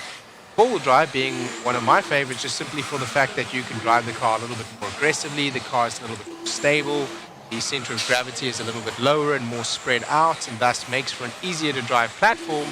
Yet for whatever reason, we don't see as many four-wheel drive cars often as what we see two-wheel drive cars. Stadium trucks seem to be the third out of those three disciplines in terms of popularity, but an absolutely amazingly fun class to drive. If you've never driven a two-wheel drive or four-wheel drive stadium truck, I can tell you, of course, there's a limited number of four-wheel drive stadium trucks, the Techno ET410 being one of them. Very, very, very fun class to run. We do see them on a fair number of clay tracks around the world, but those two-wheel drive stadium trucks is like a two-wheel drive truggy almost. It is so much fun to drive. The tires being a little bit bigger, have a little bit more of a give. You can touch the pipe here and there, not get stuck under it. The car having a slightly wider base also lends itself to a slightly more aggressive style of driving. And also the bodies. The bodies being a little bit more flatter on the sides lend themselves to the ability to be able to touch a little bit more like short course trucks do, like we did see in the heydays of RC racing back in the 80s and 90s as we came up. Short course truck racing was massive. Another heat gone and another 12 drivers up on the stand, and I see Dunbar, I see Brock Champlin, and I see a couple of others coming up as well. So this will be a good heat to watch as well. Right now, of course, just open practice today, inconsequential, no seeding. Tomorrow will be seeding and open practice and some heats. So inconsequential as of today, apart from setup, setting up your tires as well as getting your car dialed in terms of what you wanted to do and how the track feels to you, and finding that spot that you would like to have up on the driver's stand. Because I can tell you these poles that you see in front of us, of course, they're structural, so they're required to be here. There's no way that we can get rid of them. However, depending on where you're standing on the track, the marshals and the poles can be quite a difficulty. Depending on where you've practiced and set yourself up for the race, you want to be standing in the same place, and it's not always possible. As you come up onto the driver's stand, you may be number 1 of 12 as you step up there for the first time, and number 12 of 12 as you come up the next, and you may not get the same position. So getting a number of different positions around the driver's stand just to be able to get those different vantage points and getting your eye dialed in for each one of the different track positions is going to be absolutely prime. And then making sure, of course, that you have your tires dialed in and getting a number of tires dialed in, because I can tell you catastrophically you can have one touch of the pipe here. We're using this kind of corrugated pipe, and they are nailed in with very big spikes, and if you touch those pipes, I can tell you now, they can shred your tires in the sidewall. And if that happens, like that stadium truck just did on the front side there, I'll be very well surprised if his rear tire right now doesn't have a scar on the side. Not something you want to run with in the race for fear of it coming apart, and also for fear of inconsistency of grip as you go around these corners. Thank you, Mr. Anthony Guilfoy. Good luck to everybody. Yes, 1 of 44, you prefer two-wheel drive. And even customs, yes. 128 are actually very, very, very fun to run. Have you ever run those as FPV? That can be very, very, very fun to run as FPV. For those of you not aware, FPV is a form of video transmission that we use, an analog transmission, to jump a 2.4 gigahertz signal from a video transmitter and camera on board of either normally a drone, or you can use it on anything really that you want, into a viewing pair of goggles which you wear on your head, and you then have a first-person view as you race or operate the vehicle, fly the vehicle that you are in, that the camera and the video transmitter is mounted in. And we like to take those SC28s from Team Associated, and put cameras inside of them, and then we'll race those around like we're actually in the little cars. We'll race those in our living room, we'll race those in and around the garden, we'll let the dogs chase them, all sorts of things like that. Very, very, very fun to do. If you haven't done that, give it a go.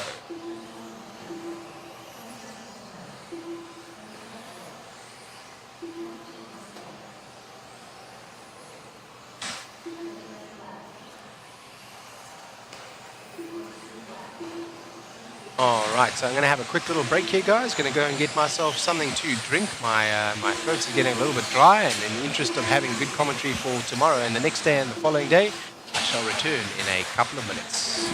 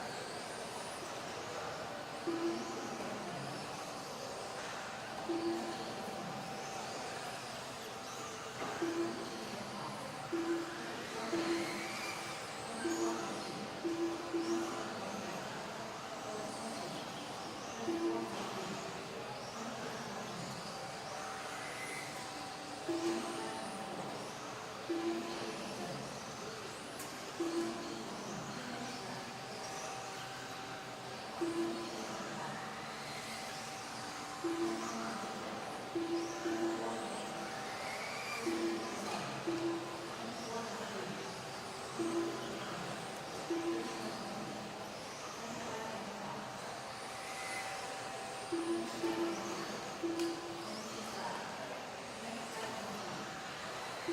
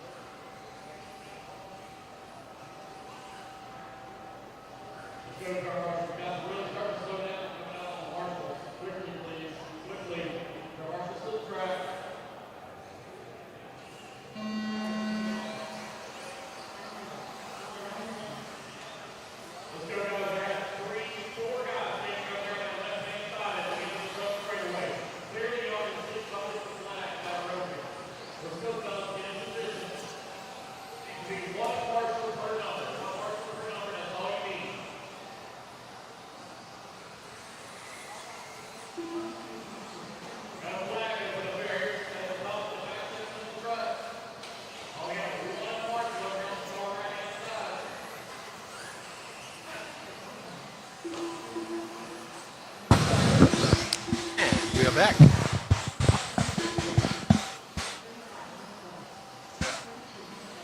Having a quick little walk through the pits there, trying to find somewhere to get a drink or something from, but didn't get lucky this time.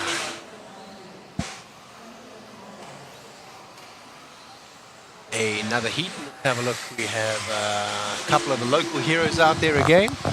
It's quite a well-attended local track. Gonzalez, Watkins, let's go over here, Raber.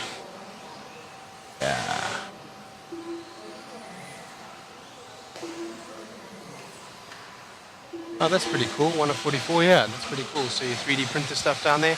Yeah, I guess on that scale things can work. I've tried to 3D print things for 10 scale or 8 scale, but for a actual usable application in terms of A-arms or hubs or anything, 3D printing maybe not the most durable in components, unless if you're running a smaller car like that one, will probably run quite well.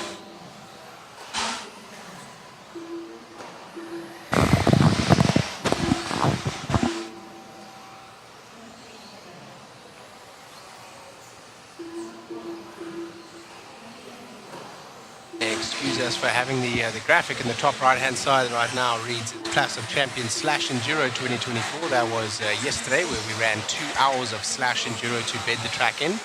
We're seeing quite a lot of track change today, namely the bedding in of rubber that we're seeing from these race tires from JConcepts. Those are going to be putting down quite a lot of rubber. A lot more different than the Traxxas rubber that we had yesterday from those ready to runs, all 16 of them.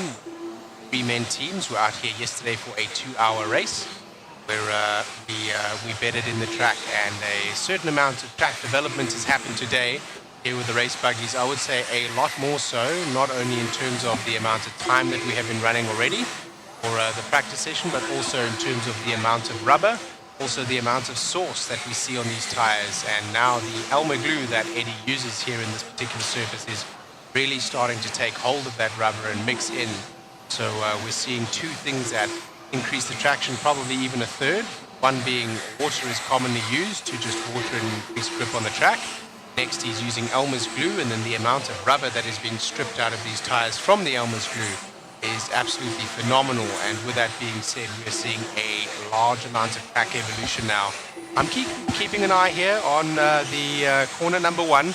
This is going to be the corner through which we have a large acceleration and then braking zone. So I'm not concerned, but watching with a watchful eye in terms of the amount of wear that we're going to be seeing here on this particular front straightaway. It's going to be very indicative of what we see on the rest of the track, but that being probably one of the highest demand areas of the track, probably right next to the acceleration straight onto the straightaway in terms of wear and development of track conditions. So that is about 5 feet in front of me in terms of real time. I'm literally just off the camera there, away from that pole that is branded with ProTech RC. The gentleman with the blower right now going out, that's Tater Sontag, our 2-wheel drive champion of the world. And he is now going out to go blow the track. That is about 5 feet away from me. So I'm watching very diligently over there in order to see what kind of track development we are getting. The surface right now looking a lot blacker than what it was earlier, and you can see through the S's a single line forming, which is going to perform much higher amounts of traction than what we see on other parts of the track. Whereas in the back parts of the track, multiple different lines being run, and where we see those multiple different lines being run, we will see a lot more open racing, I believe, and many different lines that can be taken by the racers.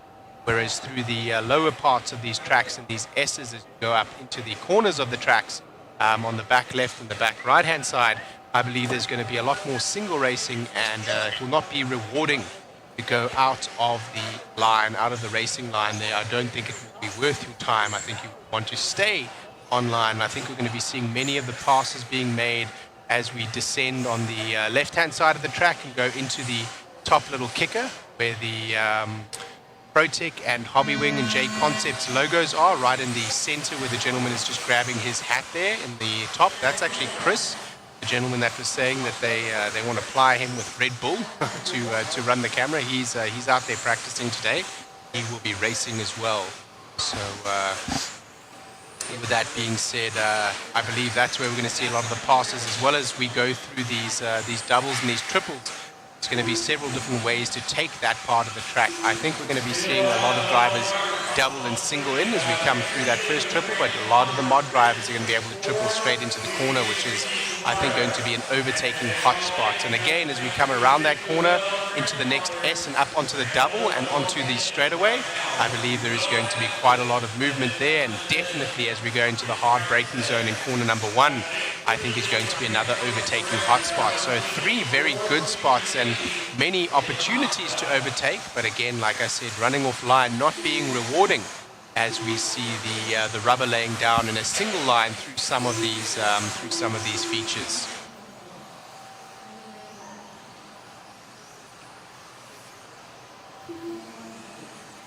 You have an RC bike as well. That's pretty cool.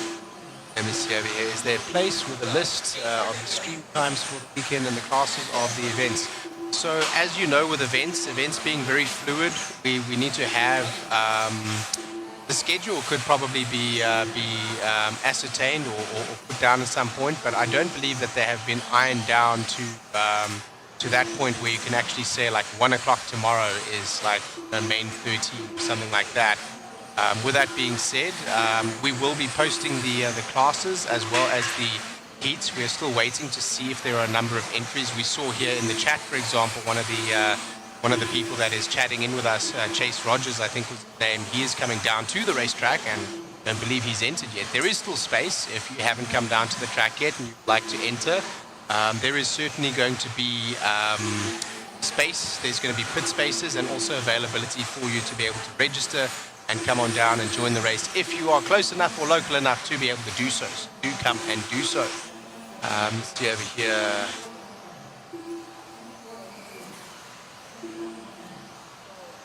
Yeah, I tried one of 44. I tried to use ABS. I tried to use nylon. I tried to use carbon. I tried to use PETG. I tried to use PLA, all of which had less than desired effects in comparison to factory design parts. So in the end, the engineering differences that I wanted to make in design of the vehicles was not beneficial enough to me in order to suffer the durability issues that I had instead with the 3D printed parts, despite my polishing them down or resining them out or trying to strengthen them or building them around metal components, all sorts of things like that. Unfortunately, it didn't work very well.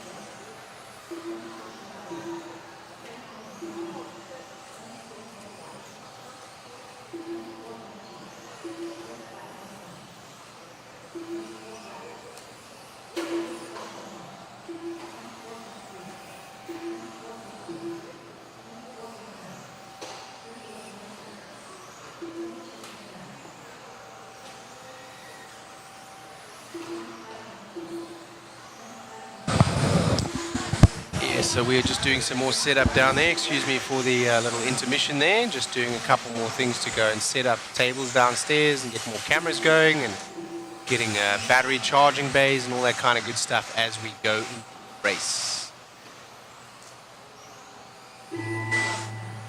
Another heat gone, another heat gone. Another 12 drivers coming up on the stand.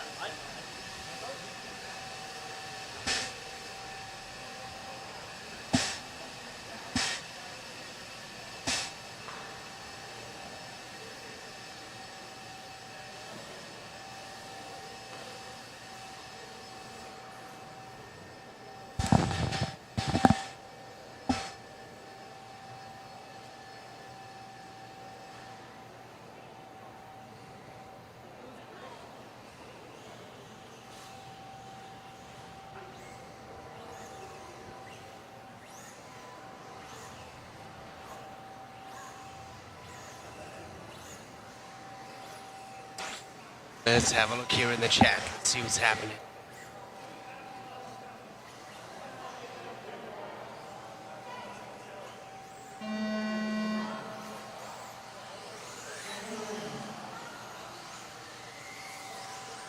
Yeah, that's pretty cool. You can machine stuff out of carbon and plastics. Yeah. I've done stuff out of carbon in the past when I used to do more drone stuff. I used to make some of my own drone chassis, and then I take, just literally CNC router the carbon out, and then I would take CA glue and, sand the edges down, and then unify the edges with CA glue so they're a little bit stronger, so that if I crashed or anything like that, the carbon wouldn't delaminate. But I mean, honestly, the technology in RC has come so far these days, and it is so freely available in so many different ways.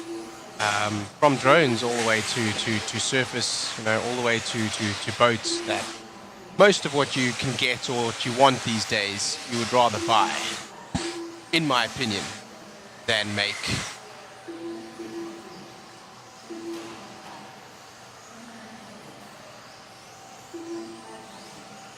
Let's take a moment to thank our sponsors: Team Associated, ProTech RC, SXT, DRC, TDK, Exalt, TLR, Phantom Racing, Hobbywing, Motif, One Up Racing, DBR, R1 Works, Vision Racing, Factory Tracks Racing, K&K, Mod Live Media, Boom Graphics, and ProLife.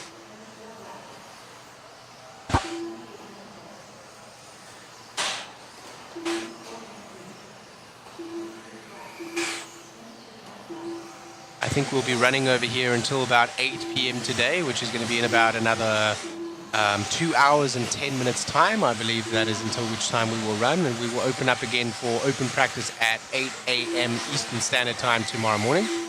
Tomorrow morning will be seeding as well as heats as we move into Friday, which will be heats, Saturday, which will be some heats and some mains, and then Sunday, which will be the finals and the mains.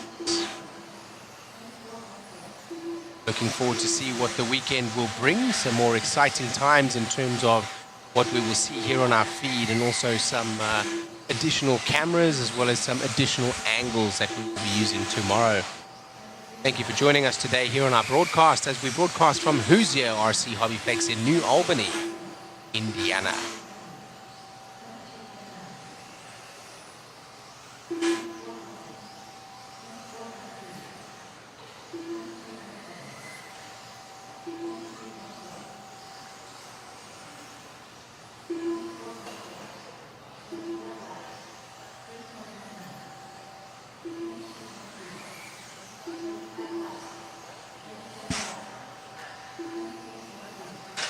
Let's go back to our chat. Let's have a look.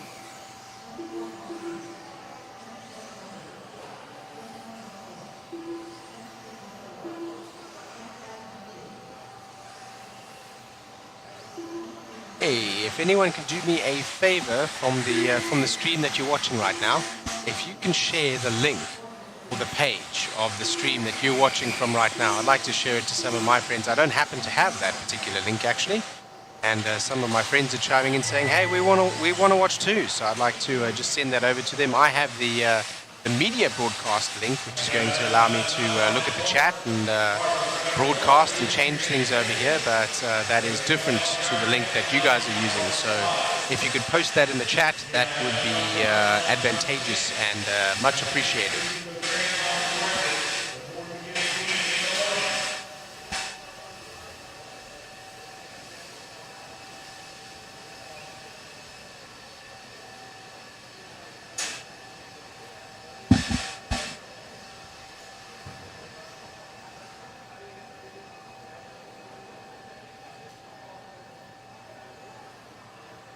Yeah, big Bakarama 1 of 44 is in South Africa, so everything is roughly 3 to 5 times more expensive than what we see here. And as you know, components, raw materials and so on, already not the cheapest thing to buy over here. A little bit more freely available for us, and our cost of living being quite substantially lower than theirs, their costs increased as well as cost of living increased as well.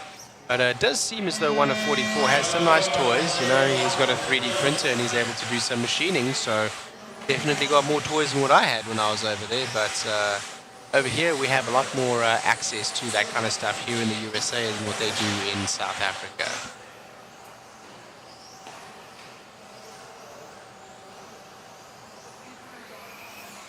Yeah, for sure.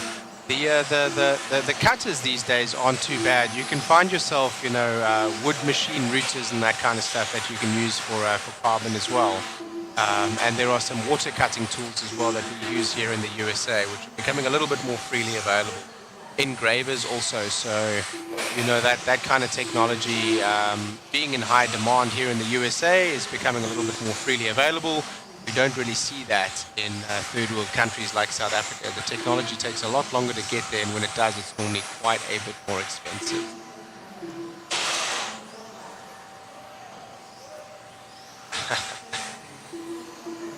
One of 44 says he is a toppy, or a toppy, as we say in South Africa, which means he is an old man. I'm a toppy now too, bro. I'm a toppy now too. I'm over 40, so I think over 40 qualifies as a toppy.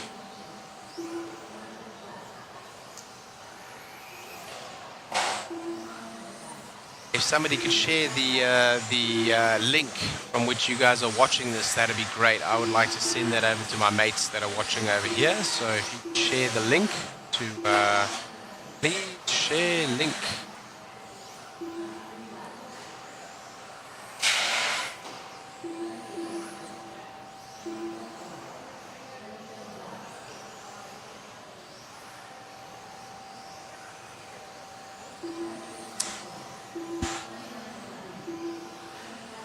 Oh, there we go.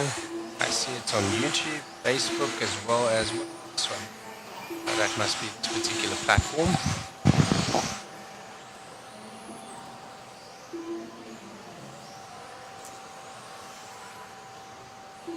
Huh. Thanks, Ronda44. Yeah, I guess it's not allowing you to share links. Maybe that's one of the chat settings here. I'll have to ask the guys that are running it. I'll try and Google it actually, and I'll see if I can find it. Facebook. Maybe we'll have it.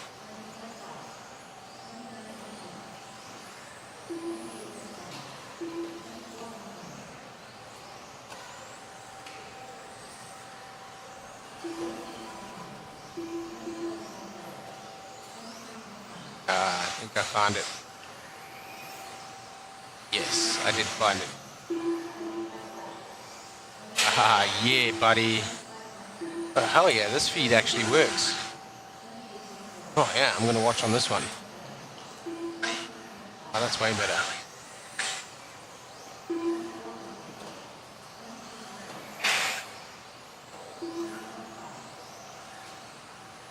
Thank you anyway, 1 of 44, for sharing that over to me. I apologize that it didn't show up in the chat.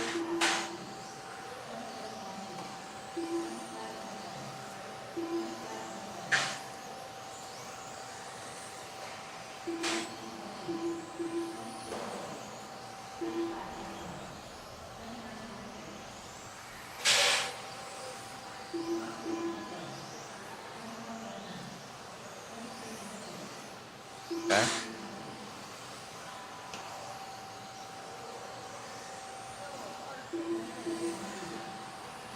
Let's see how far behind this feed is.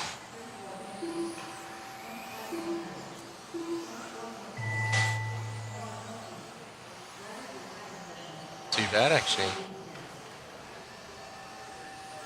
Sometimes sharing up onto one of the platforms like Facebook can take a couple of seconds.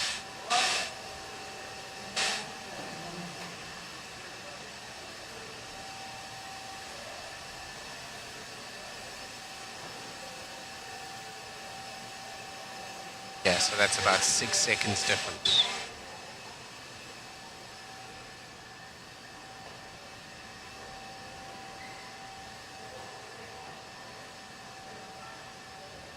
As we take a quick break, an interlude between the heats here, let's take a quick moment to thank our sponsors: Team Associated, ProTech RC, SXT, DRC, TDK, Exalt, TLR, Phantom Racing, Hobbywing, Motif, One Up Racing, DBR, R1 Works, Vision Racing, Factory Tracks Racing, K&K, Mod Live Media, Boom Graphics, and Proline.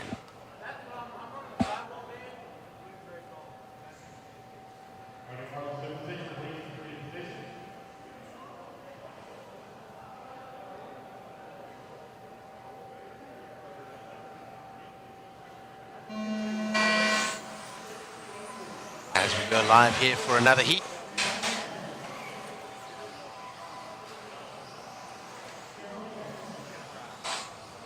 Seeing some of the independent drivers coming out now, and we're going to start seeing some slightly higher lap times. We're seeing some of the pros and some of the mod cars putting down anything between, so far we've seen 20 point something, around about average of 21 second lap time. And some of these gentlemen now are doing a round about a 25 to 27 second lap time. So just to give you an idea of the delta that we have that exists between the drivers.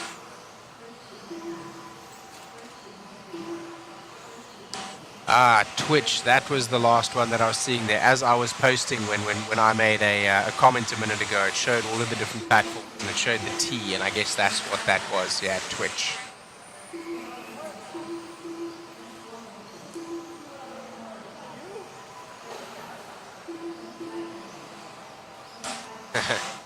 Thank you for joining us yesterday, Kevin. That was really definitely a fun race. I guess you were part of the two-wheel drive, or should I say the slash enduro that they had, the 2-hour slash enduro that we had down here. Thank you for joining us.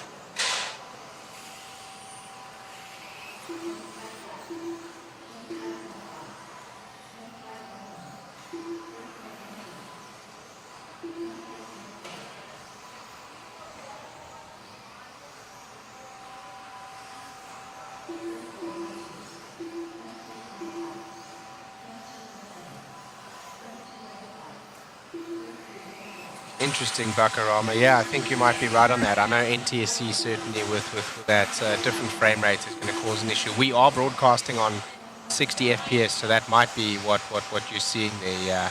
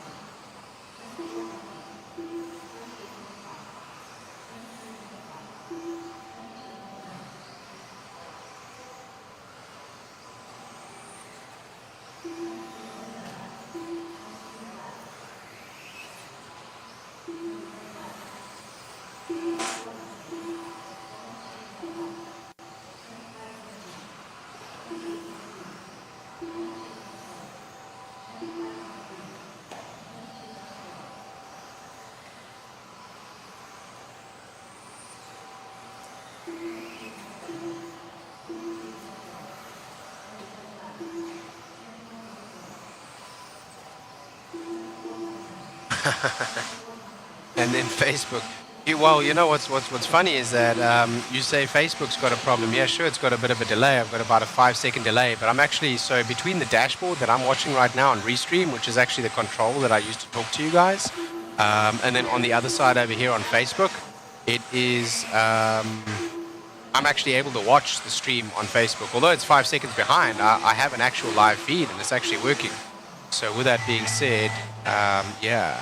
I will comment here also, this is me. That is me commenting, this is me on our feed over there. So if you're looking for who is speaking to you live from the broadcast, that is me.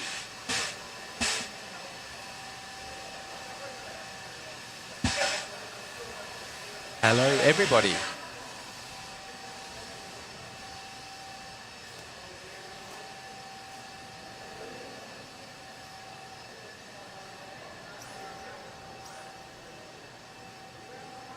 It's very interesting. I only see some of the comments that you guys are making. I guess because you guys are on different platforms. That's why as I watch here on Restream, it puts all of the chat together for me. No, it is a French surname. As you know, the history in South Africa is very mixed with Dutch and French. I am adopted by a French father, but actually my last name is actually Booth, very English. But I have a lot of French blood, and I have a lot of Scandinavian blood, actually. For a DNA test that I did. So, yeah, with that being said, Shane Mouton, that is me.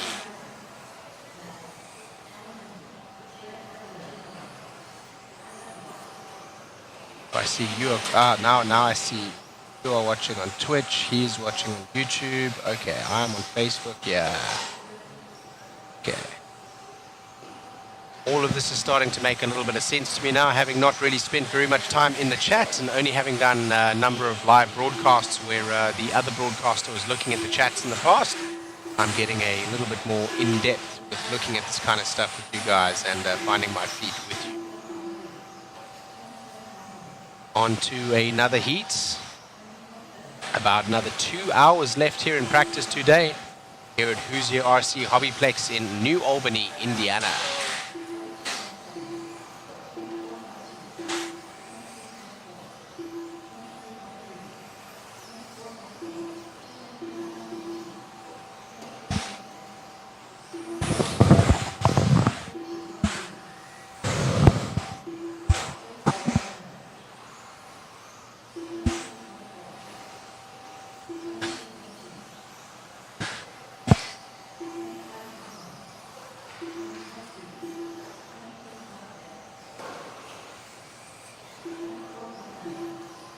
Thank you, Mr. Bakarama. Yes, solid name for someone that likes racing, for sure. I'm actually a massive Formula One fan and MotoGP fan, and I'd never have the budget or possibly even the skill to compete in any of those disciplines. Also too old now, so here I am, a intermediate and independent RC racer. Working for A-Main Hobbies, so been working for them now for 7 years. www.amainhobbies for all your RC needs. Ship globally. We will be able to reach you also over there. If you want to buy something 1 of 44, we will be able to ship to you because we do ship to South Africa and definitely ship to where Bakarama is. He's in good old America, right here in the good old USA, where I'm at right now as well, residing in North Carolina in Charlotte. Yes, Bakarama, yes, actually, I have totally forgot about that, yes. She was a WRC driver, yes, absolutely.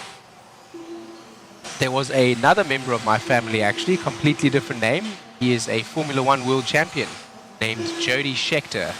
He won world title for Ferrari, I believe it was in 1968, I want to say. He was also the one that drove the famous Renault-designed car that had 6 wheels. The only car ever to have more than 4 wheels on a Formula One circuit. Didn't do very well, unfortunately. It wasn't quite as prolific in doing what they wanted it to do. But completely forgot about that WRC driver there, Michel Mouton.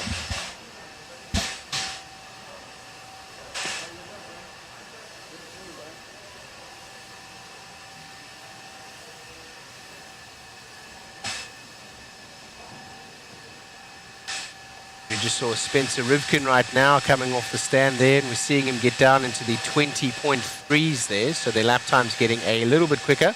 Still some of their average lap times around 21, 22, so I bet we're going to start seeing some 19s pretty soon. McDonald Wilkinson was up there as well, Montgomery, Dustin Evans. Let's see who else we just had. All in the last heat, guys, we're just watching. Moving on to another heat in about 2 hours to go here. Still 2 hours to go of practice today, open practice. We'll be using the fisheye lens camera today to broadcast. So please do enjoy the coverage and stay with us as we go through another couple of hours of practice. Yes, the Tyrrell P44, that is what it was.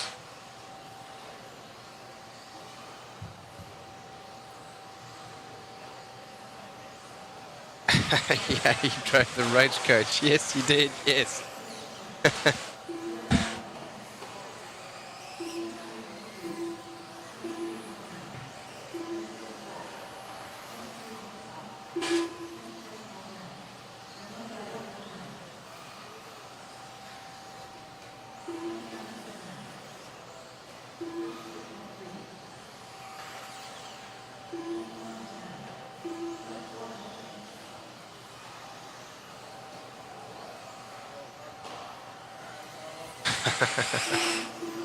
Yeah, don't worry, SA. Nothing that is said in the chat here is taken in extremely high offense or regard.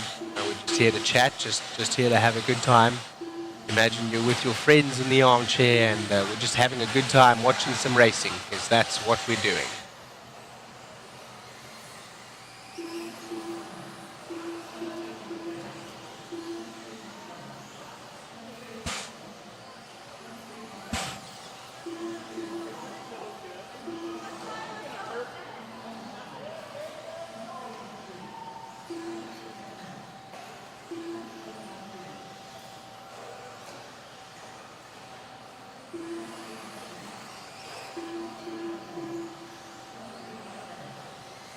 Yeah, she still does race around. She's not in active WRC circuit anymore, but she's still an active and known driver, and certainly does still drive, and certainly does still perform. Yes. Yes, SA. That is a very famous car and a very prolific design, although not very successful in terms of Jody Schechter's overall performance on the racetrack. Didn't do very well with that particular car.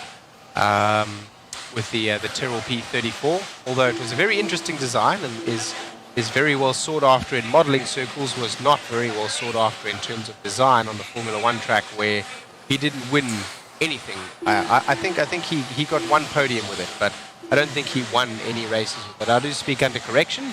Definitely did not win a championship, and is still the only South African Formula One champion that we've ever seen, as well as the only South African driver ever on a Formula One grid. But he won with Ferrari, not with Renault, and definitely not with Tyrrell either. So that Tyrrell P34, a beautiful design, but yet a not very successful, although very interesting design.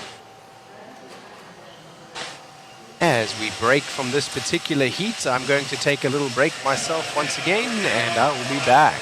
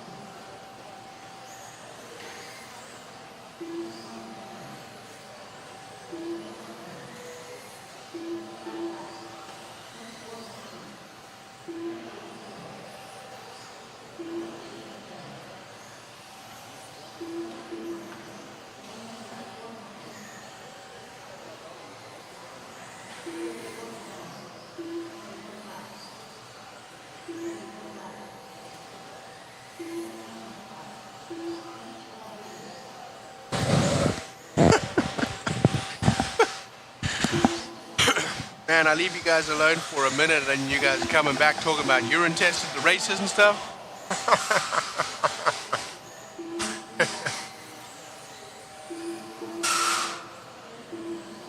Yes, Bakarama.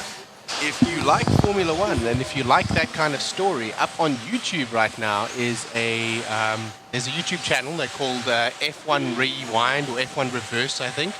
And they've got a history of Formula One. It's 3 hours long. I'm about an hour into it myself, and they're busy going through, you know, how safety has changed, how the cars have changed, how the formula was developed, the original starting of what was before the FIA was the FIA, all that kind of stuff. It's pretty interesting. So it's a pretty cool story if you want to watch it. I'm only about an hour into the 3 hours, so I don't know how well the last 2 hours goes, but from a very reputable source, and so far I was enjoying the very vivid journalism, lots of things that I haven't seen before. Yes. I don't know when it came out, Bakarama. I think it just came out. Let me see over here. I'll have a look. I was busy watching it here just a couple of days ago, actually. Let's see. F1 Reverse, Formula One Unleashed, the ultimate journey through time. And it's a 3 hour, it only came out 10 days ago. So maybe you've seen another one, maybe you've seen this one. I don't know if you've watched this one, but it's come out about 10 days ago. So if you want to watch it, go check it out. Yeah, SA actually, they do not test for drugs. Performance enhancement in terms of sports, really for most, refers to things like baking soda, steroids, PEDs like that, what they use as blood enhancers, oxygen enhancers, EPA, that kind of stuff. Yes, they do in other sports, but this, where the connection between the driver and the vehicle is radio controlled, as long as your car is teched, which essentially, if you had performance enhancing electronics here in this particular sport, yes, you would be banned, or you would be noticed. And yes, there is tech, of course, as you know. But in terms of Adderall, caffeine, Red Bull, taurine, anything else that you can take to keep your mind sharp, well, that's up to you. And in fact, I know some people that in fact will take things to calm themselves down rather than hype themselves up, because the twitchiness can translate through the steering wheel onto the vehicle. So actually many people, I believe, instead of taking stimulants, may actually take some kind of sedative.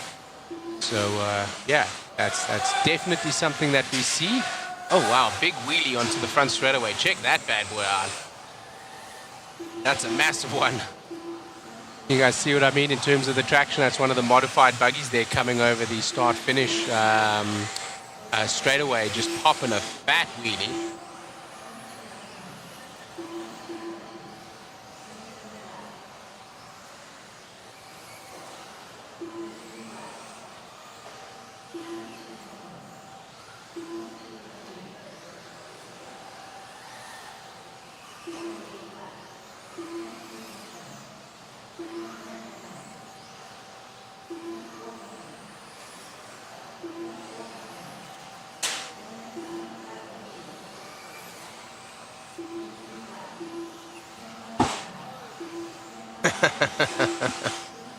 I know a lot about this because I know the people that do the sport, and I myself, as I said, at one stage when I was living in Chico, I used to go to work on Monday morning.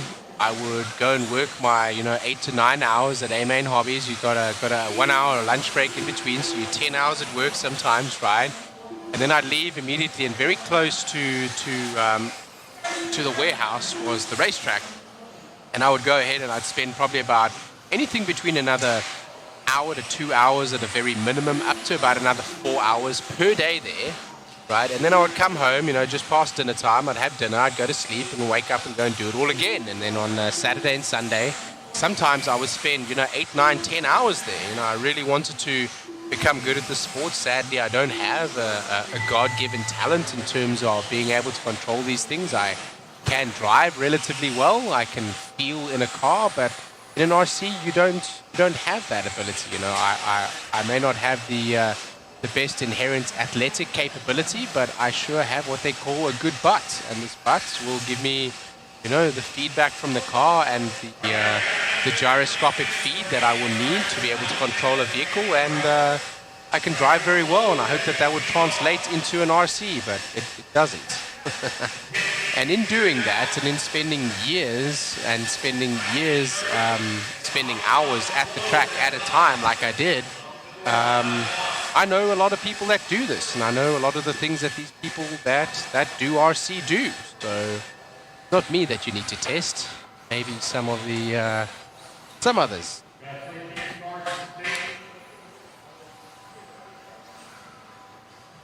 We have junkies. No, we don't have junkies. We don't have junkies. But I will say, if anyone's watching that isn't part of RC racing and you've never raced before, I will tell you, I've been involved in cycling racing. I've been involved in road racing.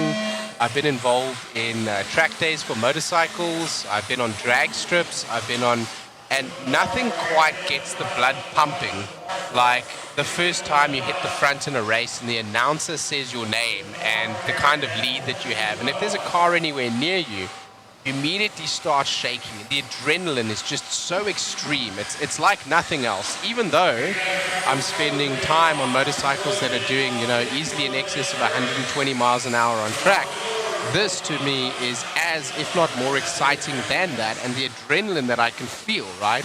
Because I know I only have minutes to hang on to this, and the amount of time that you spend setting up your car and getting your tires ready and everything, right? And when that moment comes, like how important that is to you.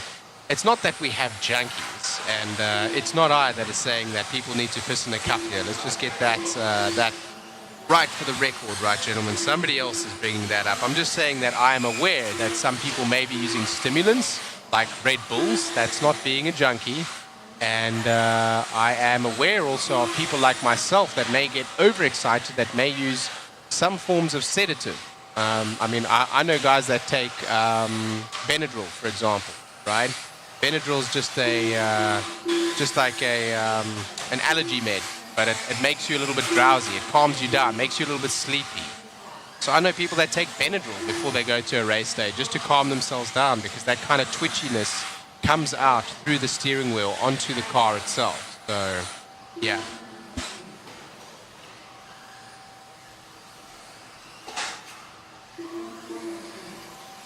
See what I mean? Here's one of 44. He says, had the shake so bad once he was holding myself to the railing. Yeah, I tend to push my belt buckle up against the railing. Otherwise, I start like tapping my feet, or I start moving around. I do something called the T-Rex as well, where I grab my transmitter, and the more tense I become, the more cocked, the more bent and cocked my wrists become, and the closer they come to my face. I don't know why I do that. It's just, it's a natural reflex reaction to the adrenaline that I'm experiencing while I'm racing. And yeah, with that being said, hey, Mr. Mark, how are you doing today? A-Main Hobbies says hi. Mr. Mark and Mike, nice to see you guys. Nice to see you on the feed. www.amainhobbies for all your RC needs. It looks like the chat went sideways here. Who brought up the Adderall? Who did that? I went to go and get a drink, and I came back and I asked you guys, I leave you alone for 5 minutes, and the chat is just going rampant.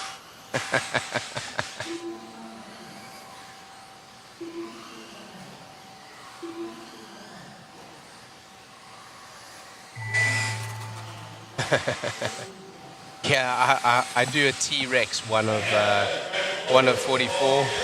I do like a T-Rex kind of thing.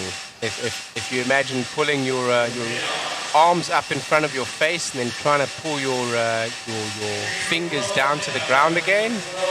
I don't know why I do that, but in very intense racing moments, I find myself doing that to the point where sometimes I pull the transmitter up in front of my face. I realize when I'm not able to see my car anymore, I'm like, why can't I see my car? I'm doing that thing again. And then I tell myself to breathe and I calm down. So, yeah. No, I've never ridden the Isle of Man. I wish I could ride the Isle of Man. Those guys are another breed. For me, I've been on several amateur track days, and that's about it. Not even racing for position. You just go out for 20-minute sessions and just go as hard as you can. So.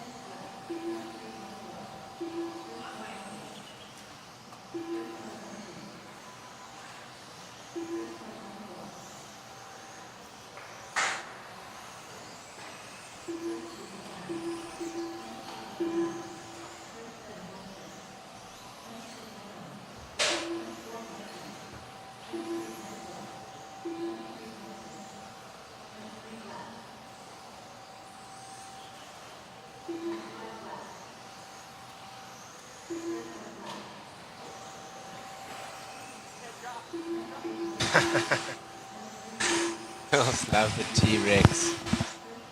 Yeah, I don't know about that, brother.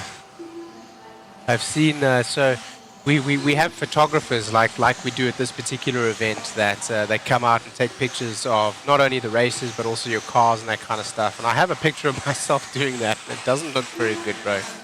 It does not look very good at all, I can tell you that.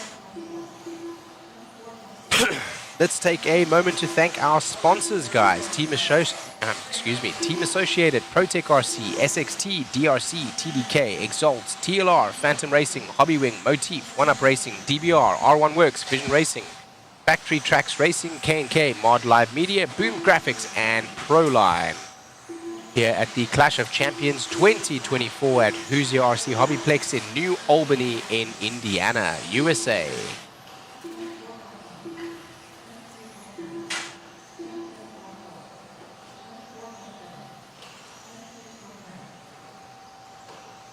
Thank you to everyone that is joining us here for the practice day. Today is Thursday, will be practice. Friday will be seeding practice as well as some heats.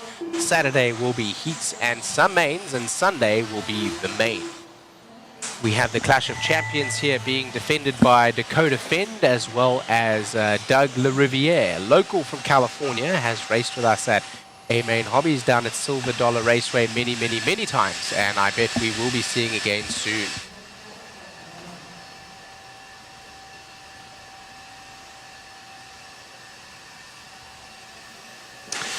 I think we are closing up tonight at 8 p.m., Jonathan. I do speak under correction. It's 6:30 right now, so we have about an hour and a half left. And we'll be opening up again at 8 a.m. tomorrow for open practice, which will also be seeding practice.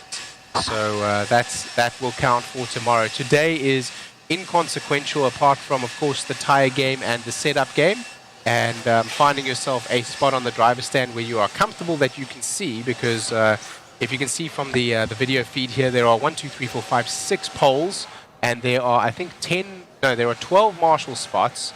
And those 12 marshal spots, I believe that about 3 or 4 of them are in positions that make it difficult for you to be able to see part of the track should that marshal get up to do their job, essentially. If they stay seated, not so much of a problem.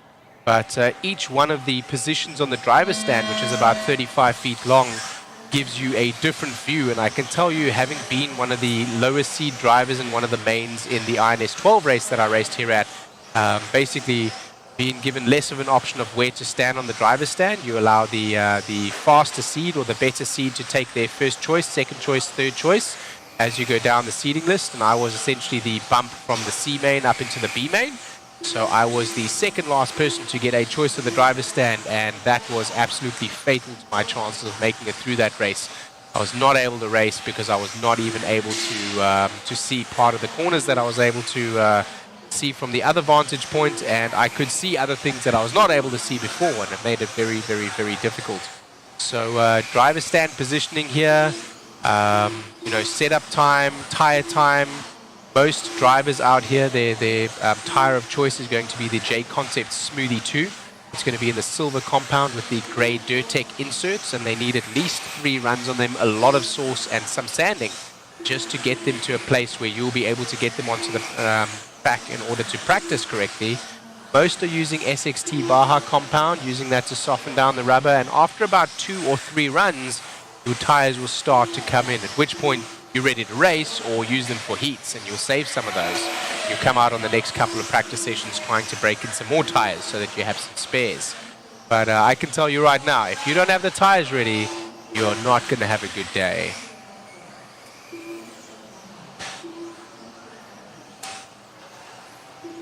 Numbskull FPV, what a name.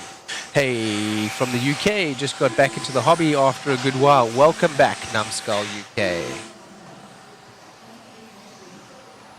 Yes, 1 of 44. I remember the Sandwood Dash Saber. Actually, let me try and find a picture of it. I wonder, no, it's not going to let me post a picture in the chat, is it? Won't let me post a picture in the chat.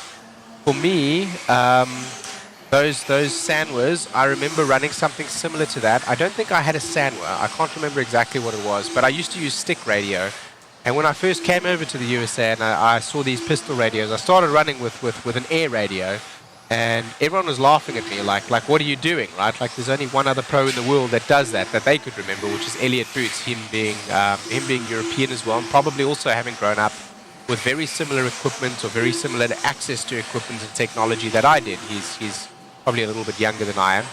But with that being said, I used to race with a stick radio, and I actually quite enjoy still racing with a stick radio. But I have recently, in the last 7 years since I joined A-Main, I took the opportunity to grab myself, which was back in the day a very premium setup. You know, only the best of the best, or those that had money, or those that had access to lots of these products, had a pistol radio, and it was still very new technology back then. So that Sandwich Saber that you're talking about, that one was a stick radio, and I remember everyone used to run with the stick radios. I think mine was like some strange name. I can't even remember what it was. Like, I still have it at home. It's still in South Africa. It's still, my mom and dad still got it. I've still got my King Blackfoot that I used to have, and I still have my Midnight Pumpkin that I used to have, but I don't know what brand that is.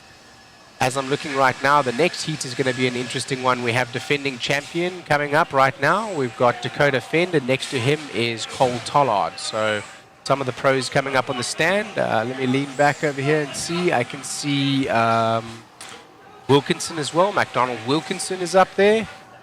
And who else can I see?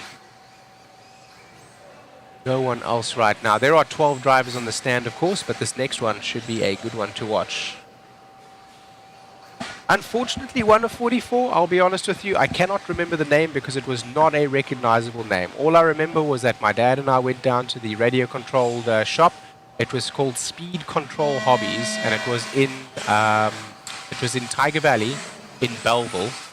And Speed Control Hobbies used to get their VHS video once a month from the American races. Somebody would be out there with an actual VHS recorder, and we would get these like amateur shot videos, and once a month we would have like a watch down at that particular shop, and they had Tamiya, they had a couple of other things. I remember my charger, it had like a knob on it. That was an Apex charger. It was like a bright yellow charger by a brand called Apex. I still cannot remember who the manufacturer was of the transmitter. I wonder if I have a picture of it somewhere. Maybe I can pull it up. Oh, really? No ways. 1 of 44. You're probably the one that sold me that stuff. That's crazy. Yes, back in Tiger Valley. SA, are you from South Africa as well?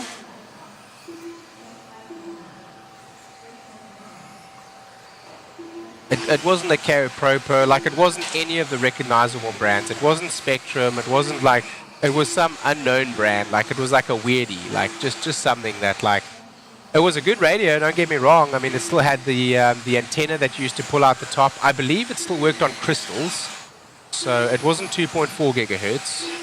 Yes, it was next to McDonald's, dude. Yes, right next to McDonald's. Yes, that very first McDonald's that I went to as well. Back in the day, for those of you that are watching here in the USA, South Africa got a little bit Americanized after the boycott, the international boycott that we had, and a McDonald's opened up, and that was like a spectacle for us. Like, we'd seen it on TV, like, wow, what is this burger joint about? And people lined up around the block to buy McDonald's burgers. and to sit in their diner. And I still remember thinking, like, this is it? Like, this is what people are so excited about? Like, I walked in and I sat on that table, that metal chair, right? And I was like, this is it. I mean, I love the hamburger, don't get me wrong. I remember I got a junior cheeseburger and a hamburger, and they were like 1 rand, or like, you know, 1 rand for 2 or something like that. It was crazy.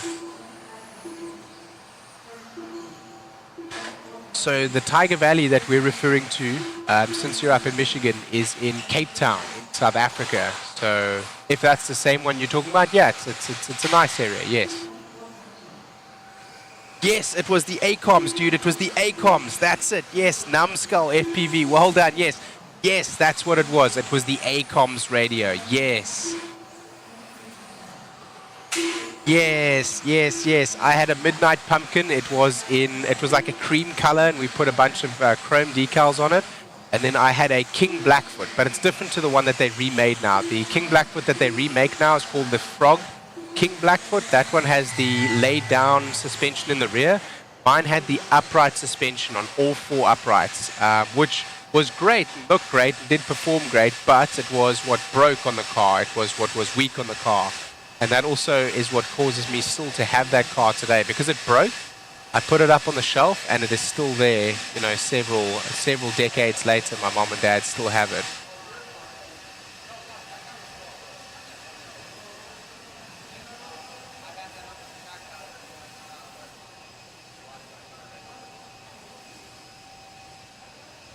Yes, Bakarama. Yes, I remember that. Yes. Numbskull, good on you, dude. Now I remember. Yes, I can find a picture of this radio here. ACOMs, RC radio.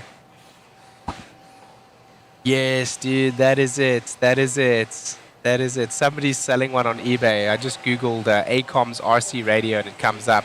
That's the one that I used to have. And then the one that sits next to it, the vintage ACOMs, that one that was it's actually half the price right now with a receiver. So it's funny that this one is now, you know, double the price of the pistol grip. But the pistol grip was like the one that you wanted, you know. Everyone wanted pistol grip. Like, that was the newest cutting edge technology. But we didn't have the money to get something like that. And I was very, very, very lucky at the time that my dad would even get me a RC to begin with. And I remember, like, a big race in South Africa back in the day was 4 of us would show up, and somebody would have built a wooden RC ramp, like a BMX ramp, right? And there would be a lady, somebody's mother most likely, that would sit on the other side of that ramp, and you weren't allowed to run the same color body. We had one dude ran black, one dude ran red, one guy yellow, and one guy white. And if somebody had the same color body as somebody else, they had to put tape, like bright red tape or bright yellow tape or bright something tape on the top of their bodies, just so that that person that was counting the laps could accurately count the number of laps. So it was like black car, 1 lap, red car, 1 lap. You know, they would mark you as you came over the jumps. And nobody was looking to see if you went through the rest of the track. And it was just a basic oval. Like, there were two cones out there. But back in the day, like in the early, wow, that must have been early 90s, 1992 through 1995. Like, those were like big racing heydays for me. Like, if 4 or 5 people showed up and we had somebody to do lap counting.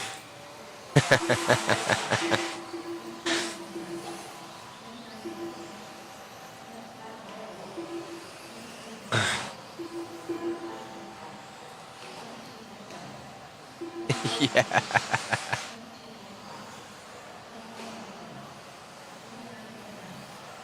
Yeah, there we go. Black labels would be good. I'm actually surprised that nobody started importing black label beer into America yet. It is a really good beer. People do like it.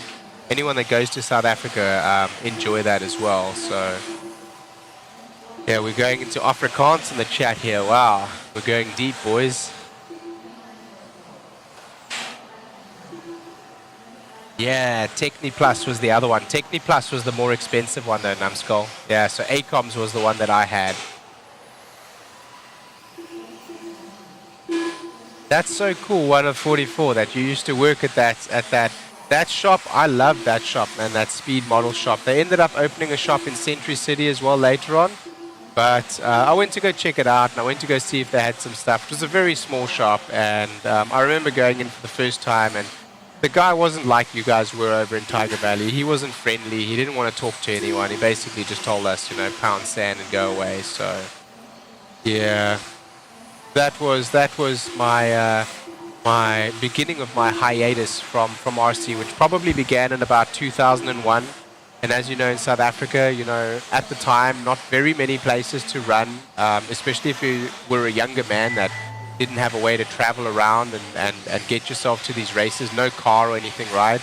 So at about 2001, when I did finally have the means to travel, I didn't have the means or the money to buy these products, and I sort of took a break from it until I started working for A-Main Hobbies in 2016, so about a 15-year break.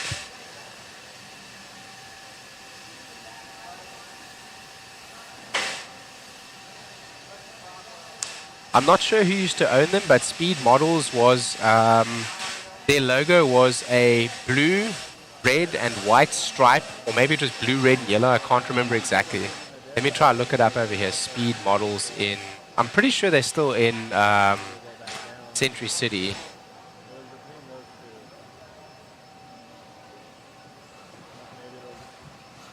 Yeah, speedmodels.co.za. They are still open. Where's their logo? Oh, their logo is not even on their page. Interesting. Oh, there we go, there we go. No, they changed their logo. Their logo is yellow and blue now. It would have been a blast from the past to see that. But anyway, still fun to talk about it, and I'm amazed not only to meet people that actually know what I'm talking about, but also are able to recall some of the models and some of the brands that we ran. Here we go into another heat here. It looks like we have about another hour and 15 minutes left, I believe. We'll be here until 8 p.m. Eastern Standard Time. Speaking of which, it must be like middle of the morning for you, 1:44.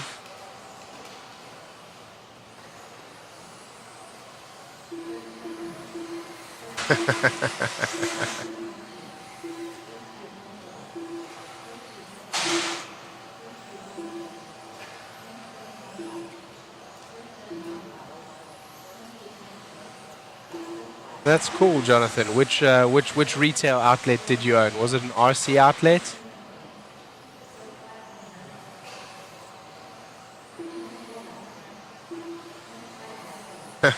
Yeah, X-Tech. Here we go. Owned in SA. Okay. Yeah, down in Georgetown. Yeah. Yeah, absolutely, Bakarama. Let me tell you, Afrikaans is a very, very, very simple and easy language to learn, but it's also not very useful, unfortunately, unless if you know somebody from South Africa. And the words that we will teach you are not ones that you should say to Afrikaners anyway. So likely that most Afrikaners will speak English, and thus we will stick to English on the feed, in the chat, as well as here on the broadcast.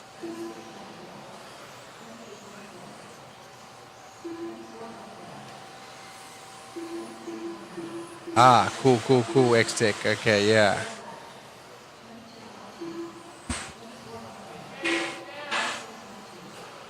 It looks like the pit spots are starting to clear out, like a lot of the independent racers are starting to go home, I guess trying to take themselves a break so they can come back tomorrow. Of course, the track conditions now are probably very similar to what they're going to be tomorrow. If I had a chance, if I was still here, I would probably still be running as much as what I can. As we see one of the cars losing a front left wheel, just taking a break there. Looks like some one of the four-wheel drives, some kind of four-wheel drive. Totally white body with a practice body on there.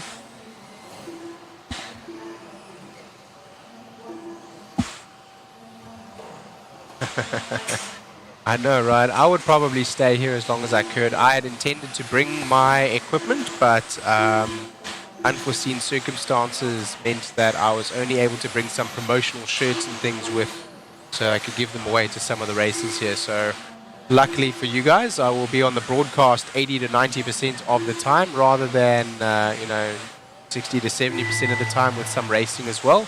I will be here with you guys. Let's take a moment to thank our sponsors. Team Associated, ProTech RC, SXT, DRC, TDK, Exalt, TLR, Phantom Racing, Hobbywing, Motif, One Up Racing, DBR, R1 Works, Vision Racing, Factory Tracks Racing, K&K, Mod, Live Media, Boom Graphics, and ProLine. Here at the RC HobbyPlex in Hoosier RC HobbyPlex in New Albany, Indiana.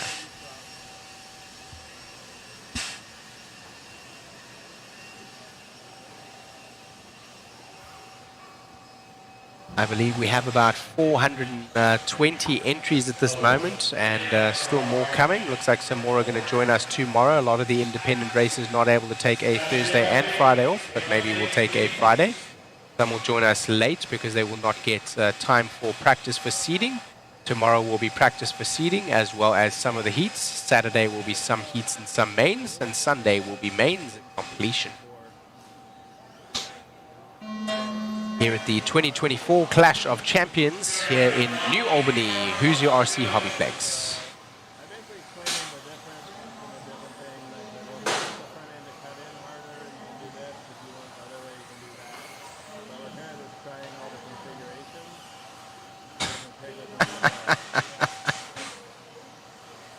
Oh my word, SA bro.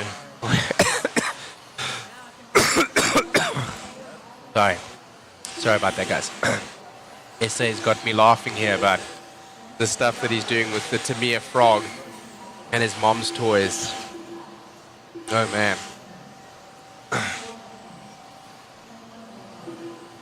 I remember the Tamiya frog, the Kyosho, I think it was the Kyosho Sand Blaster.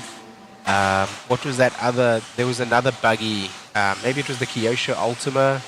Those are all very famous buggies. I remember I wanted a buggy so bad, but my dad had bought me a monster truck because, you know, the gentleman in the shop had been like, these are the most popular ones, these are the ones that we have the most parts for, and I had a ton of fun with that thing, don't get me wrong. Might even have been you, one of 44, you might have even sold it to me. That King Blackfoot, man, I remember having so much fun with that two-wheel drive monster truck, but then when it came to racing, the buggy was superior. And as soon as somebody that had a buggy, because we had a run what you brung rules, right? Like we literally, like, another RC was another RC. Like we were just happy to have another racer. But when we did get a racer that had a buggy, he would just destroy all of us. Not only in terms of acceleration, because he was so much smaller and smaller wheels than all of us with the same motor and the same power and battery, but he was still so much lighter as well. And those things would just jump so much better. So that was extremely fun, and we had a really, really, really good time until a couple of dudes with buggies all started coming out, and that was what really forced me. That and the breakage of my King Blackfoot, where I wasn't able to get parts. I still remember going down to Speed Models and asking, like, hey, how much is this part? And when they told me, I was like, oh my god, like, that thing sat on my shelf, I think, for probably about 3 or 4 years. I must have broken it in 1995, and I probably only found like some aftermarket part from some random ready-to-run rubbish RC that I got at Clicks, and I stripped the shock off of the rear of it because it was about the same size, and I fitted the shocks to that, and I put extra springs on, just made that car work again. And eventually it broke, like I said, in 2001, and those guys with the buggies started coming out and just destroying the rest of us, and it just wasn't fair anymore. It wasn't fun when you're just getting shredded by a buggy, so took a little bit of a break.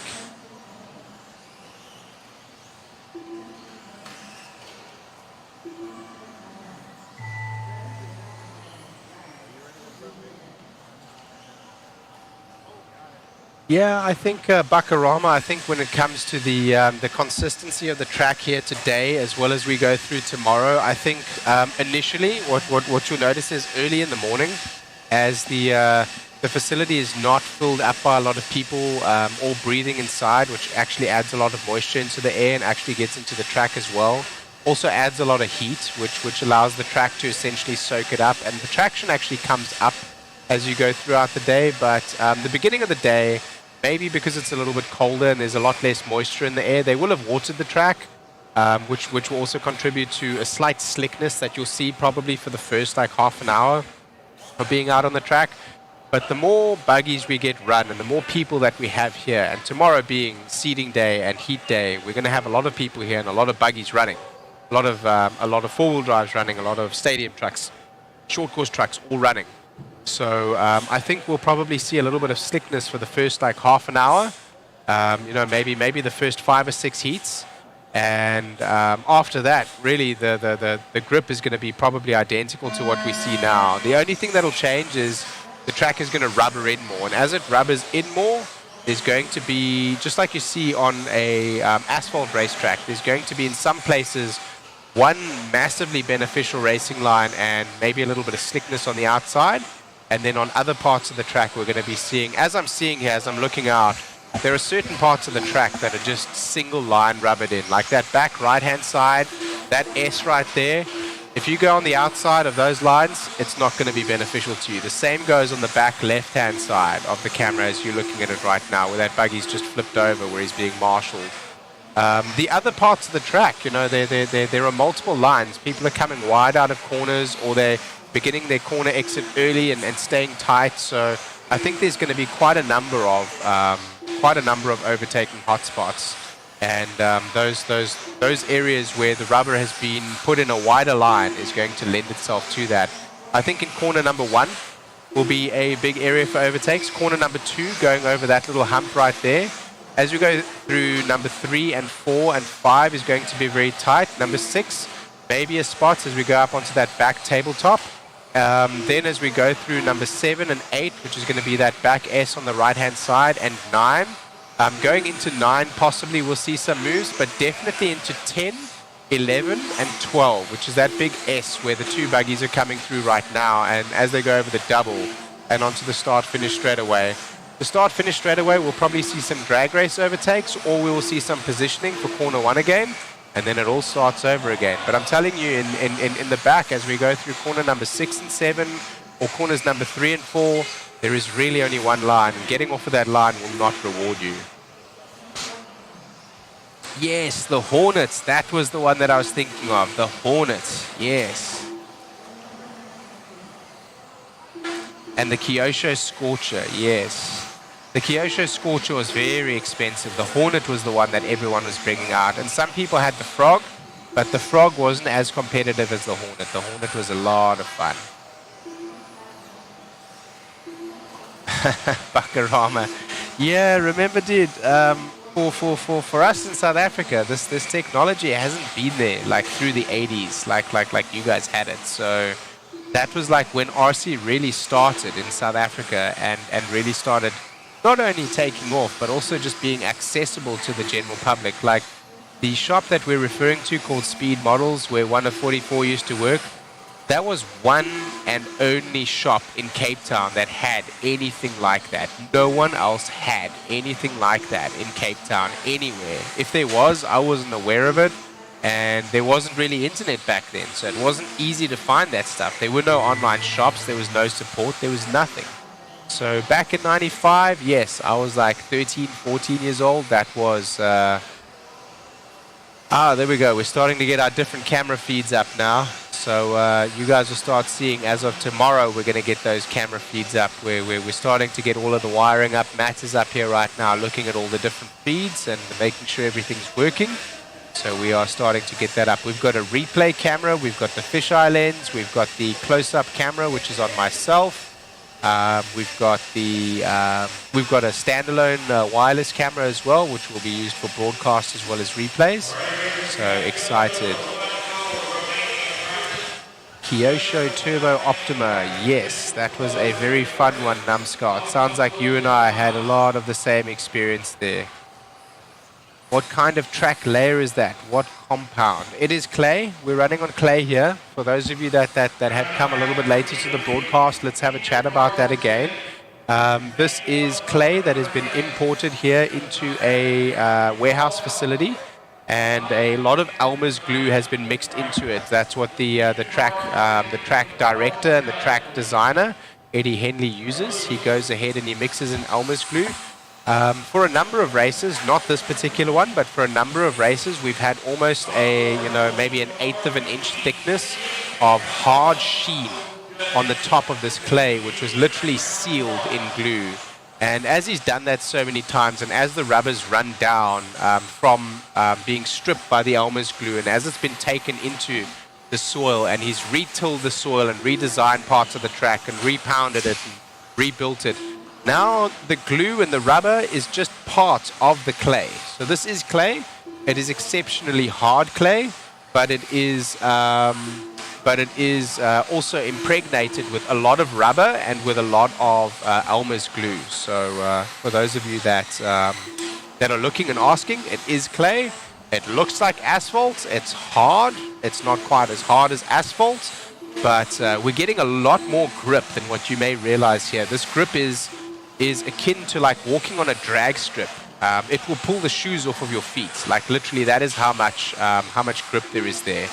So with that being said, very, very, very grippy. Whilst at the same time, having a little bit more give than what a carpet track does. For example, where if you roll over, you're probably going to break a shock tower. You know, you're going to probably hit the carpet and the concrete. This is still a little bit softer than that, but it's giving you more grip than what a carpet track does, even with pin tires. It's really, really, really an exceptionally grippy surface. So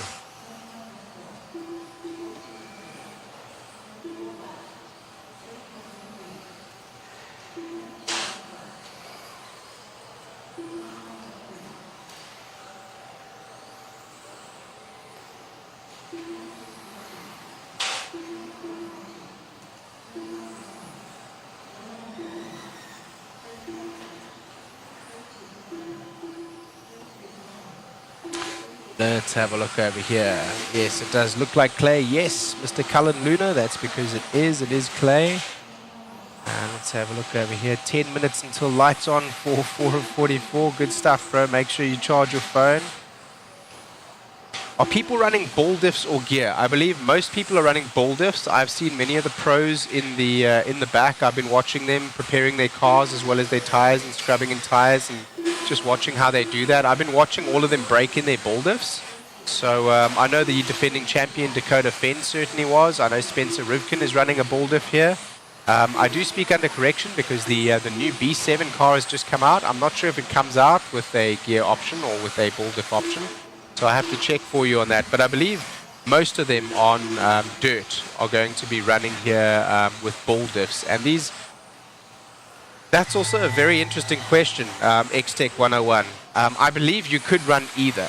So, of course, clay is considered dirt. So most people would say you want to run a dirt car. But I'm going to tell you now that the traction that we're seeing from this surface is akin and even higher so than what you may see on asphalt or carpet. So I believe that if you ran a carpet setup, you know, those cars, chassis are set up with different lengths in order to give you better turning radiuses. The cars are also set up with different steering ackermans and geometry in order to allow more aggressive steering. I believe that would be a benefit on this track and that many people may be running carpet setups. Personally, myself, on this particular track, I did run a ball diff last time, but if I was looking for reliability, I might sacrifice a little bit of performance and go with a gear diff as well. Yes, Jonathan, a lot of the drivers are going to be using what is called a dirt spec car, but I'm going to tell you many of the options that I've seen for the cars, many of the options are going to be similar to the carpet cars.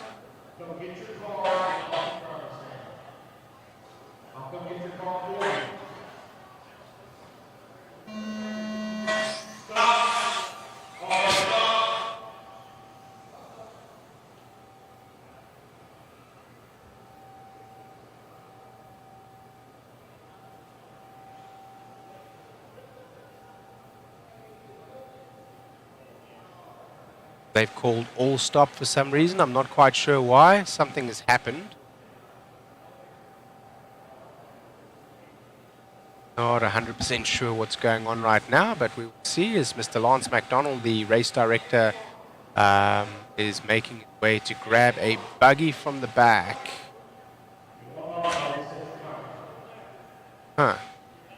Not sure what that was about, guys. Yes, exactly, Jason. That's exactly what I'm seeing. Like the guys are saying here, yeah, like everyone is trying to answer like the definitive answer, like, yeah, people are running ball diffs.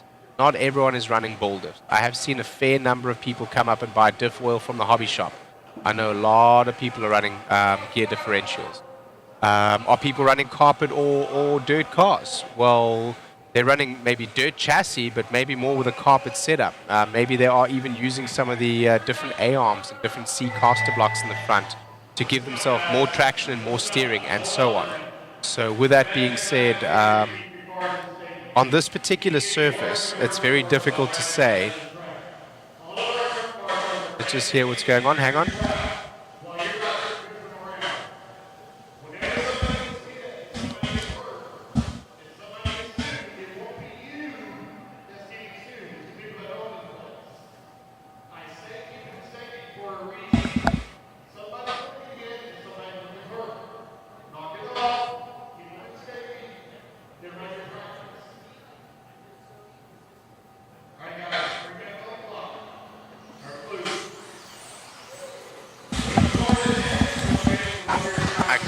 Catch what was going on there, guys, so sorry I'm not able to give you an update right there, but something's going on in terms of they weren't happy with something that was happening, so yeah.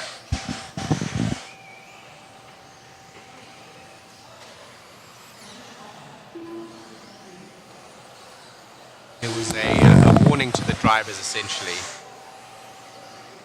Yes, somebody did something that they weren't supposed to do. I don't know if they left their car on the track or if, I don't know what happened exactly. I couldn't hear very well.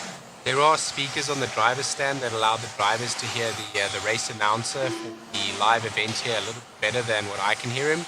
Unfortunately, all I can hear is a lot of echoing and words, but not coherent for me, unfortunately. I wasn't able to hear that very well to give you guys an update. I'm sorry.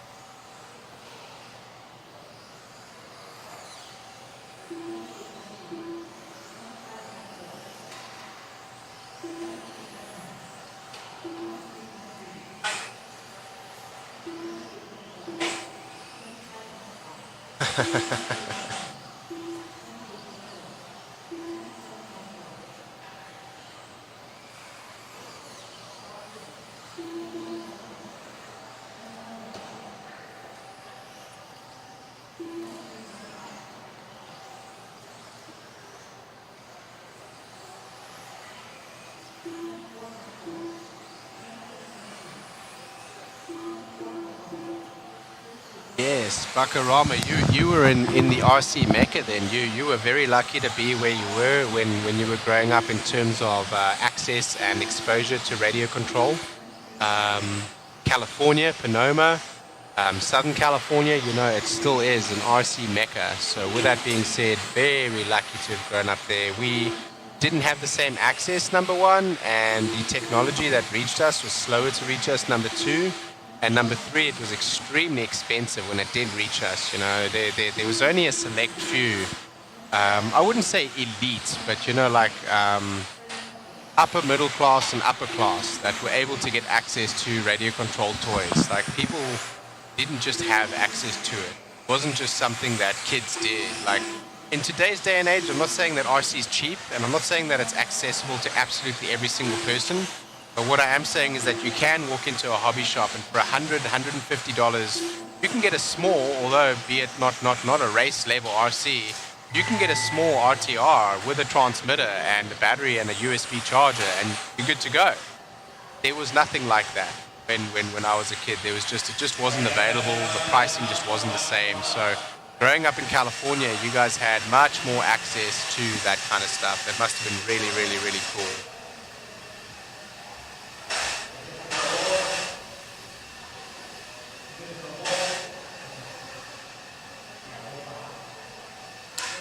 Yes.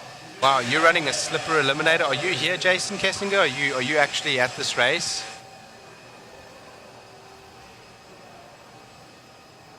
You're running a carpet setup with a slipper eliminator. I reluctantly ran a slipper eliminator at the end of INS 12 the last time I was here racing, and it made the car very, very, very jumpy. I normally do like to especially in stock class, I run 17.5 independent. I normally do like to try to squeeze as much performance out of the car and chassis as possible, obviously eliminating as much rotational mass as possible. But the slipper eliminator, for me, not only was it extremely hardy on the gearbox, and I was worried about its durability, but the car was jumpy, and the front end became light when on throttle. So it was very, very, very difficult for me to handle in later parts. Alrighty, we're starting to get some kits over here to give away. We're going to have some waffles going on. That's going to be happening tomorrow and the next days and carrying on through Saturday and Sunday. We've got a RC10 B7 4.2 team kit. That's $529 retail value, baby. Oh, we've got a Yokomo DTM 3. That's a lovely car as well. This was actually the car that I ran the last time I was here. And then we also have the Team Associated Nano Sports. These things are incredibly fun if you haven't seen them. B7 kit too. Oh yes, and we will have a B7 kit. That will come from amainhobbies.com for all your RC needs.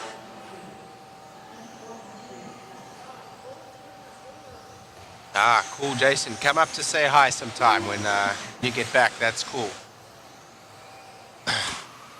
If you happen to feel it within your heart to whatever you're getting for food, bring me a soda, please, bro. I can't get the soda machines to work, man. I've been trying to buy a soda. I'm so thirsty I could like lick the moisture off the walls here.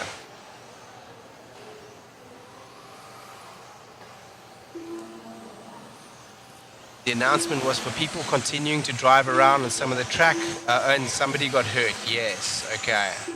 Someone is still ripping and gripping at the track, and they get hit. Yes, so everyone always wants to get that one extra lap, I guess.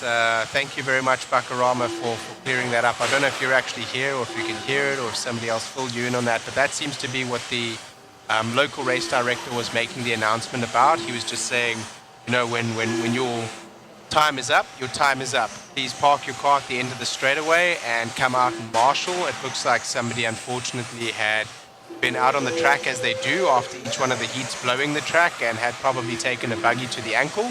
I believe that was the car that Lance then went to go and pick up, which was in corner number 11 or 12, as you see Dunbar run across that particular part of the track right now. So you'll see him marshalling a car over there now. There he goes. Yeah, it's always, you know, as a racer, you want to leave before the turn and you want to finish after the turn. You know, you want to get the maximum amount of wheel time that you can. That's an advantage against other races. You know, you have more experience.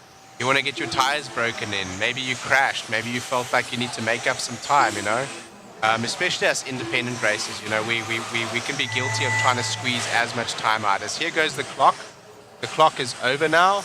And let's see if anyone goes over the line and continues. Some of those that are on their laps are still completing, and even one of the cars that was going into corner number 3 actually turned around and came back. There is still a car trying to finish now, and as you see, he's having to weave by the marshals.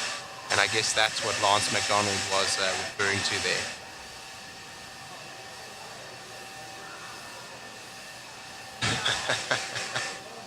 Yeah, it's not Matt's fault that I forget to eat or I forget to drink. That's my own fault. I get so enthralled and passionate about what we're doing here, and I enjoy so much not only seeing the racing but getting to tell you guys about it. And you know, like I said, I'm a long-time Formula One fan. I've watched Formula One since I was 5 years old. You know, since about 1988, I've been watching Formula One. I watched Ayrton Senna. I've heard Murray Walker, you know, rest in peace, Mr. Murray Walker. You know, great commentators. You know, all of the guys that we watch today, like Martin Brundle. You know, I watched him race. You know, I watched those races, the older races. So to be the commentator and to be part of this race for you guys and to be in that position for you is an honor. And I'm very passionate and happy to be fortunate to be in the position to be here today commentating for you guys. So I forget to eat. It's not that Matt didn't feed me or I didn't get a break. I can take a break. I can go down there, but then the vending machine only takes quarters. I don't have any quarters. That's for the drinks, but they did give me food earlier, so I'm just fine. Don't worry about me, guys.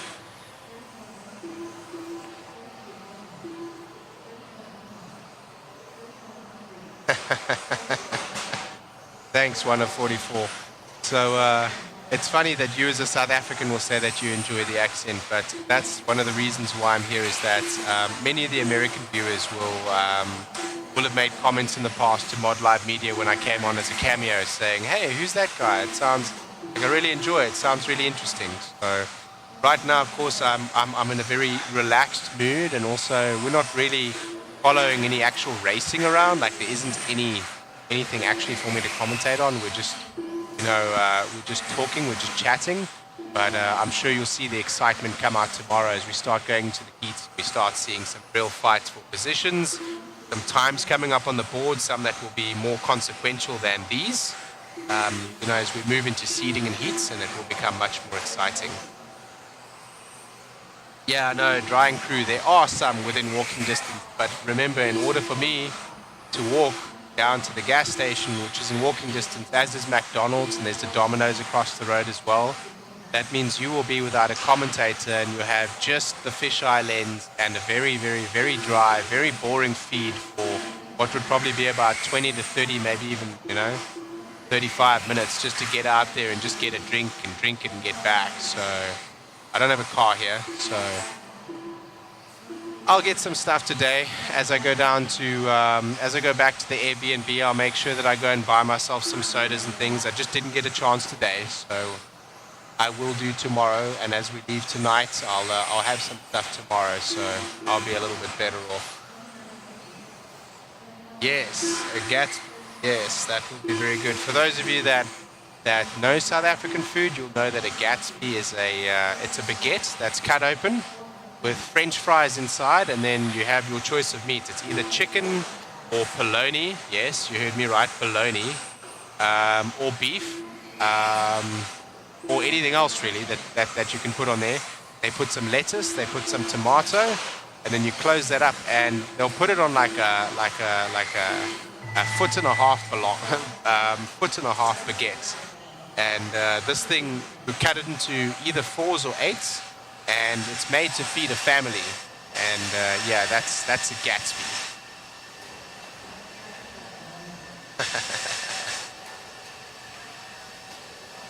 I don't know, Big Buckarama. I don't know if they have a discount code for races. If they do, maybe I'll go get myself a pizza tomorrow. McDonald's isn't my favorite, but it's within walking distance, and they at least have a couple of choices, like a hamburger or a chicken burger. So I've been going there. Probably not the best for what I want to do in terms of, food and diet and that kind of stuff. But hey, it's better than not eating anything. So yeah, I've been getting some McDonald's.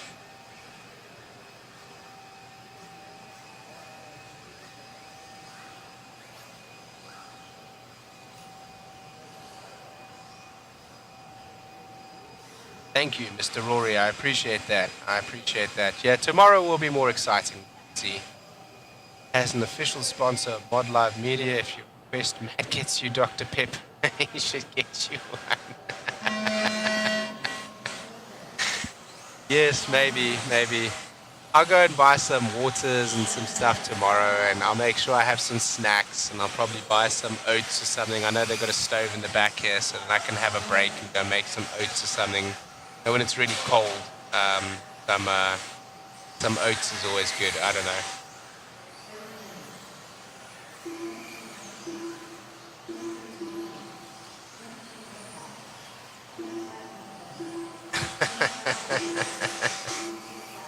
That's cool, Buckarama. I didn't know that you were one of the racers here as well. That's cool, man. That's really cool. Yes, now, the footlong that we have here, like when you're talking about a footlong X-Tech 101, that'll be like a Subway footlong. And like the footlong is going to be a foot long and like maybe like 3 inches, 2 inches wide. This Gatsby that myself and 141 are talking about, Excuse me, not one. Yeah, 1 of 40. 1 of 44, excuse me. That thing is like 4 inches wide, dude, or 5 inches wide. It's like a 1.5 foot long loaf of bread. It's massive. It's massive. Let me see here. Maybe if I Google it, it'll come up. Type in South African Gatsby. And then yeah, Gatsby sandwich. And then click on images. Yeah, there it is. That's still a small one though. I think the 1, 2, 3, 4, the 5th one that comes up. That one is the one. And that thing is about as long as my arm. There we go. There's actually a picture of 2 dudes holding it. If you Google South African Gatsby on Google and you click images, you'll see there's 2 guys holding it. And those 2 are big gentlemen right there. They're sitting there and they're holding that thing. Like, that's to feed a family.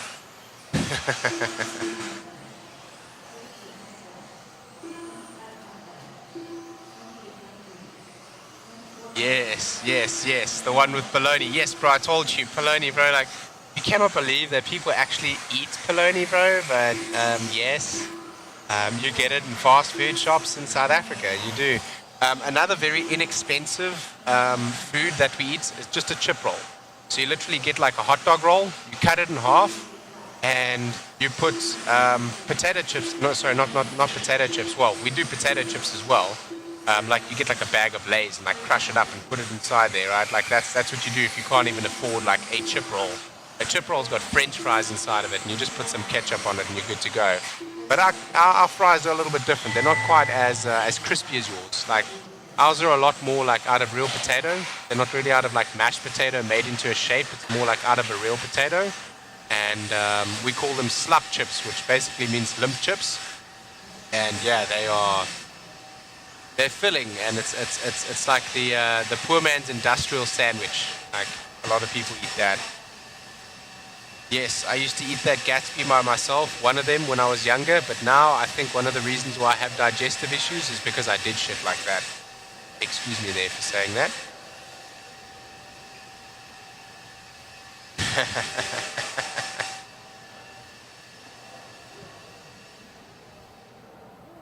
Yeah, it's about the size of 2 footballs. I'm friends with Lefty, no name.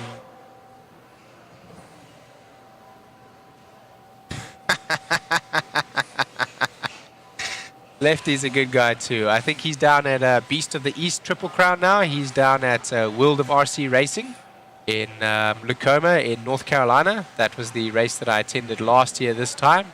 I was going to go to this one again, but I got recruited to come here instead. So very proud to be here with you guys as your announcer. That's funny. He thought you were from South Africa and you're from Wisconsin. I do believe he's actually told me that story before, that because when he heard I was South African, he was like, oh, there was this guy that I knew, and he's actually from Wisconsin. For the longest time, I thought he was from South Africa. I've chatted to Lefty a couple of times.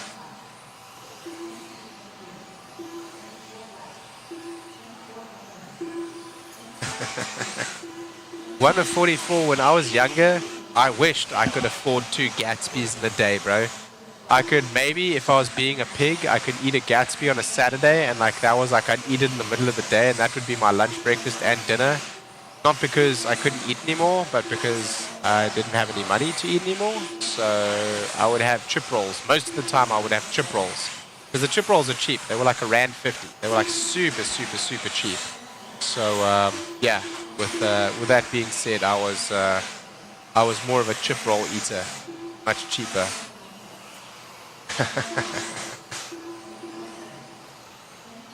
Yeah, R5 for a Gatsby. Yeah, I remember, dude. I remember. What can R5 buy you these days? Like, it can buy you a Chappie. A Chappie is one of those single candies that you buy as like a chewing gum, like a single tiny little candy. You used to open it up and it has like facts on the inside. Yeah. I think we've got about 40 minutes left here today, guys. I think we've got about 40 minutes left here. I do speak under correction. Let's take a moment to thank our sponsors: Team Associated, ProTech RC, SXT, DRC, TDK, Exalt, TLR, Phantom, Hobbywing, Motif, One Up Racing, DVR, R1 Works, Vision Racing, Factory Tracks Racing, K&K, Mod Live Media, Boom RC, and Proline. We are live from the RC HobbyPlex here in Indiana, in New Albany, USA. You are here with the announcer Shane Mouton from A Main Hobbies, www.amainhobbies.com, all your RC needs.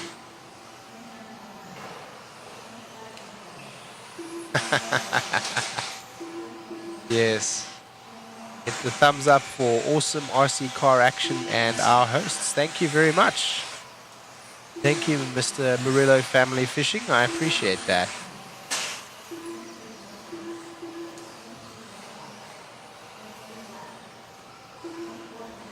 Yes, we do need some food in the kitchen. Thank you, Jason. Yes, I agree. Mod does a very, very, very good job at broadcasting. I very much enjoy their media style. I'm also very happy to be a part of the broadcast this weekend. I personally don't work for Mod Media. I'm just doing a cameo here for this race. How I come into this is I work for A Main Hobbies as A Main Distributing's account manager, and Hoosier RC is one of the shops that I supply. So being that I've built a relationship with a shop and that I've been here before for one of the races and I helped Mod Media to broadcast, they wanted me to come down for this one, and A Main was happy to send me, so here I am. Thank you very much to A Main Hobbies for sending me out and allowing me the opportunity to be here and announce with all of you guys and have such a good time. Yes, I've spent time in all of the suburbs in Cape Town. In fact, I went to Varsity College in Rondebosch, so that was my stomping grounds. I spent a lot of time in Newlands, spent a lot of time in Rondebosch. I'm replying here to 1 of 44, if anyone's wondering. And yeah, that was where I basically spent my 18 through 25 years old, maybe, until I joined cruise ships, and then spent all the time on cruise ships going in and out of the USA and all over the world between 25 and the age of 32, at which point I moved to California in Paradise. And about 5 years later, after working for A Main Hobbies, I had the opportunity to move out to the East Coast, here to our North Carolina branch, where I became essentially, I now work remote, but I live in North Carolina near our Charlotte warehouse.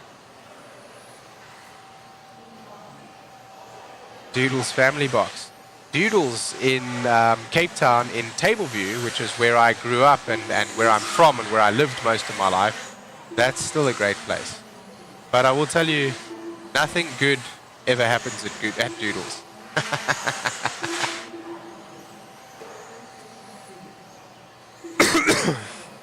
Yes, I agree with you. We've been talking a lot, Jason, about the quality of the racetrack, the quality of the facility, the size of the facility, what it looks like, how well the racetrack is built, the race program, the setup here, the lighting. I mean, if you look around, there are like 100 LED lights all over this place, lighting it up. There's great ventilation inside here.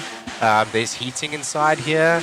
The PowerPoints, as well as cameras and banners and everything that are up in here. The pit spots that we have here at Hoosier RC HobbyPlex. This is by and far one of the best facilities I've seen for RC in the world. I've seen many others that are of similar stature, and I've been lucky to visit some of those. But I will tell you that this in itself, for its size, for its dirt, for its layout, and for its facility, is somewhat unique. In fact, one of the only places that I would say is akin and similar to it, but is no longer open, was like OCRC. And maybe the only thing that they had in terms of this facility doesn't have is maybe misters. So they had an automatic misting system, which would obviously put a certain amount of moisture into the clay at any given time, and that was obviously extremely prime, especially being in California, in a place that's so dry and the air is so dry. It's very different to here. But this is a absolutely premier world-class facility.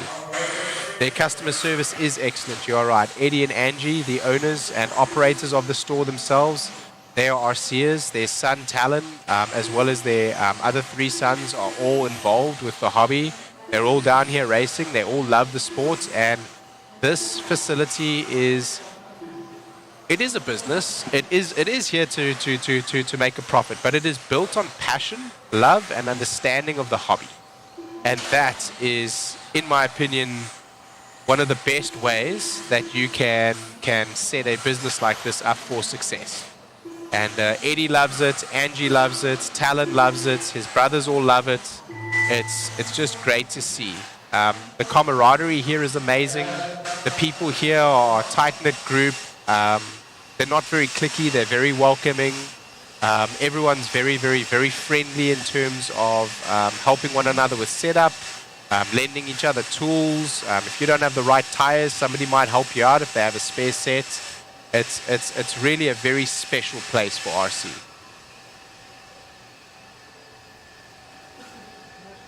The original was behind Ottery and the drive-in. Yeah, I remember Ottery. I used to go hike out in Ottery and Takai. That was a very nice place. It is very humid in here, I will say. I think that's the one thing that you hear me coughing quite a lot, and I think that is because of the amount of moisture in the air. I will say the ventilation in here is good, but I feel like a lot of it, especially with the respiration that we have, there's 200 and something people inside of a very big building. They do keep the front door open and they keep the fan blowing out, so the air is constantly being exchanged.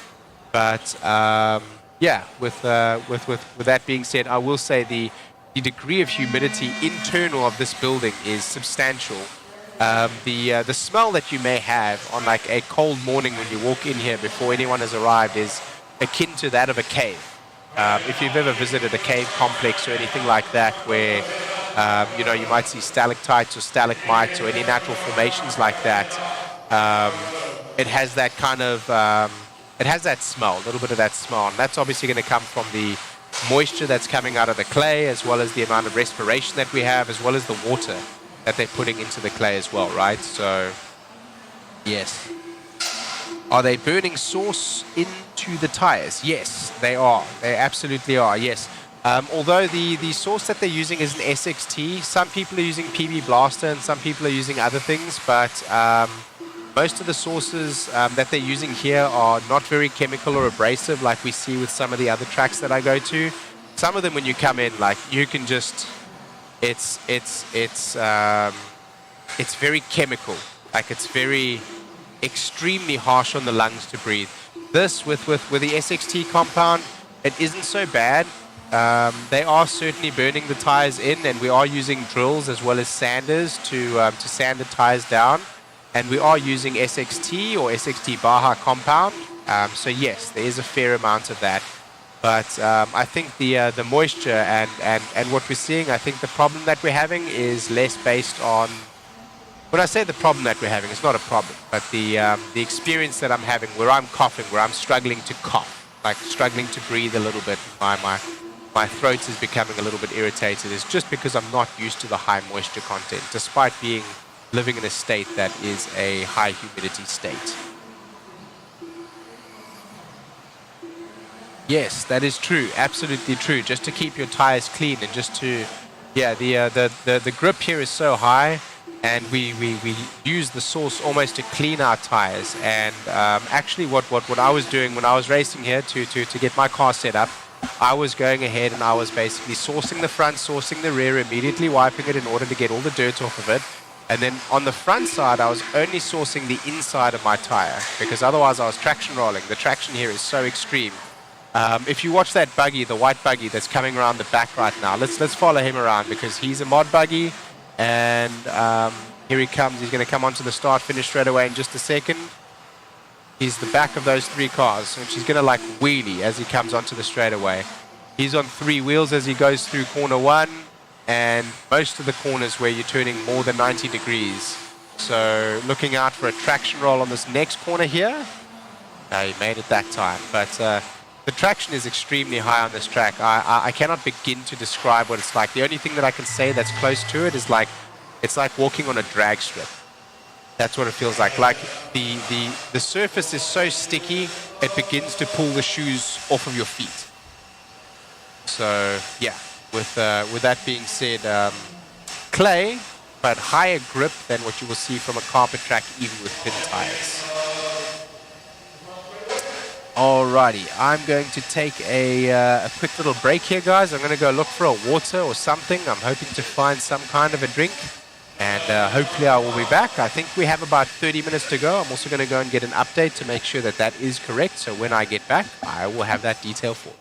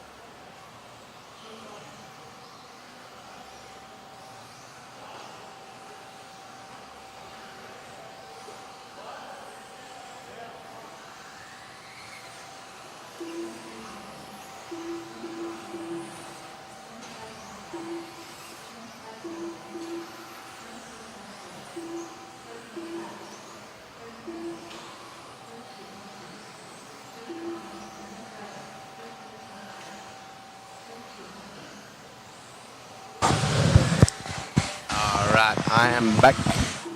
I did not find a drink, but I did find out for you that we do have about 23 minutes left of practice.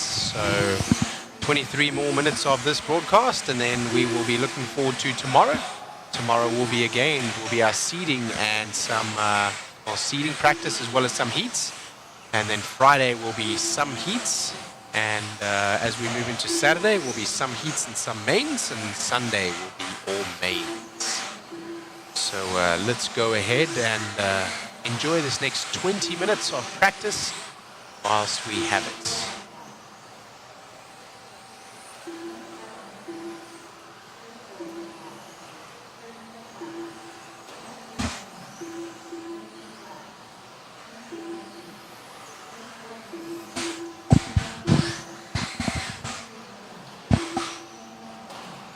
Yeah, Jason, that's a good comparison to what it feels like out here, like a bar floor at the end of the night. Yeah, like sticky.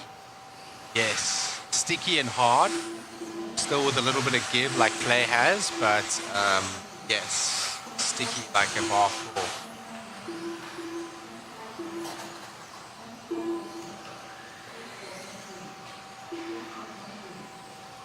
Yeah, wow, I can only imagine right now. What is the time in South Africa right now? Let's see, 1:44. They've been watching with us all this time, and right now it's 2:39 a.m. Oh my word. I would be going to bed and watching this tomorrow is what I would be doing. Especially if load shedding came and hit me.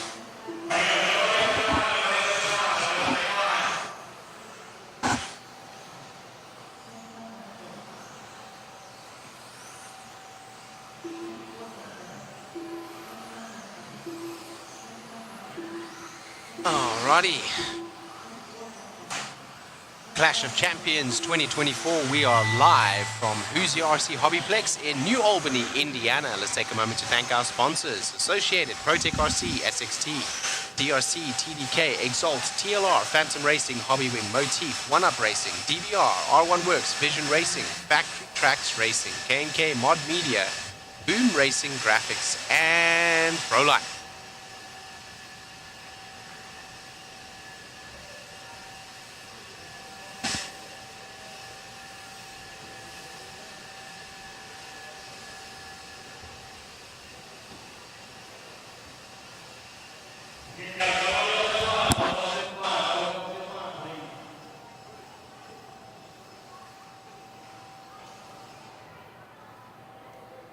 Numbskull, that must be due to your daylight savings times that you're a little bit different to the South African time. Then normally you guys are within 1 hour or even the same time as South Africa sometimes. So yeah. Oh, there we go. Yeah. Exact is I think he's in UK as well. I think so.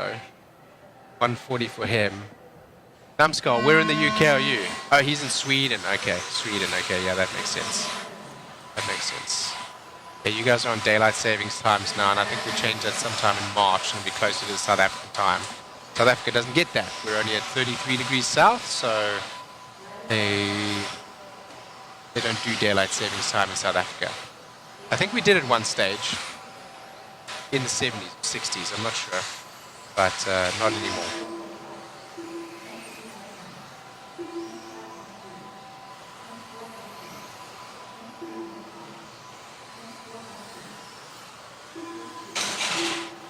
Sweden, yes. Sweden has some nice Astro tracks. You're right, yes. You were mentioning earlier that you race on Astro.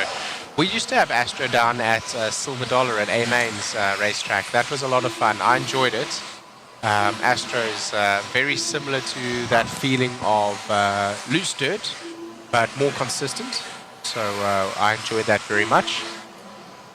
We ran ours outdoor though. You probably do as well. And we actually ran 8 scales on it too. It was quite fun. So a lot of grip for the 8 scales on the Astro too. Was a lot of fun. Yeah, we can barely save money, let alone daylight. Yes, that is true, my brother. Or as we start wrapping up here in the last 20 minutes, probably the last 18 minutes now of broadcast, they were telling me that the, oh no, somebody lost his body. Oh no. Marshall, get the body. Oh, he's just going to run without it, I guess. Okay.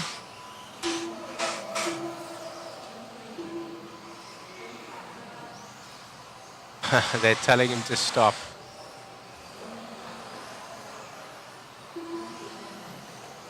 Oh, shame. He's not going to get another round. I feel sorry for him now.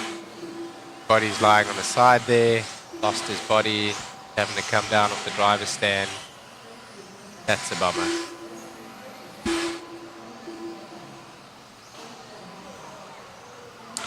Yes, X-Tech 101. We here in the USA also are clocks back 1 hour, and then I think on March 10th, I think is sometime just before Ramadan. I think we go 1 hour forward again.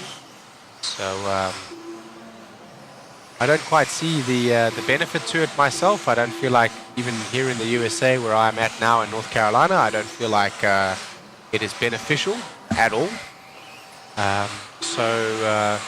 Yes, it doesn't really matter what I think at the end of the day. It's whether or not it's beneficial to the farmers. So I have actually got many friends that are farmers here in the USA, and I asked them, does it benefit them or detriment them? They said neither. It doesn't matter anymore, because back in the day, the big difference was that we didn't have machines, which they do have now, which make harvest times and their ability to do what they need to do so much more efficient and rapid.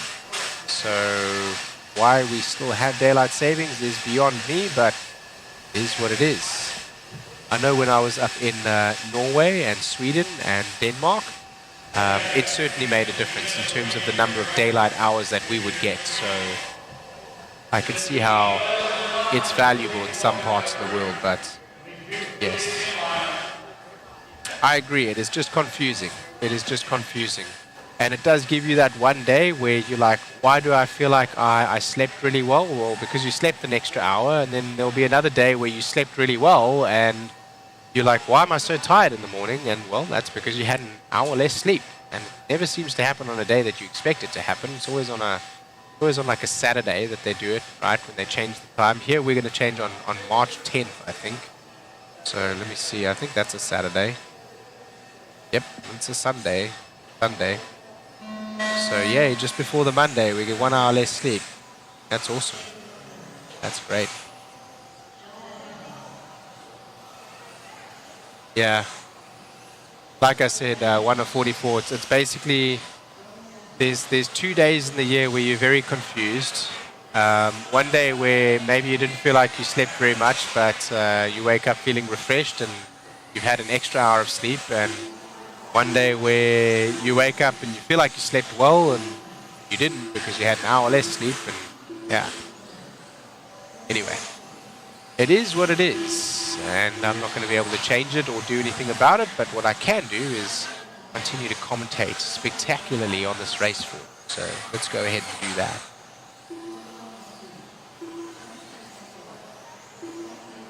Yeah, numbskull, yeah, I think it's true.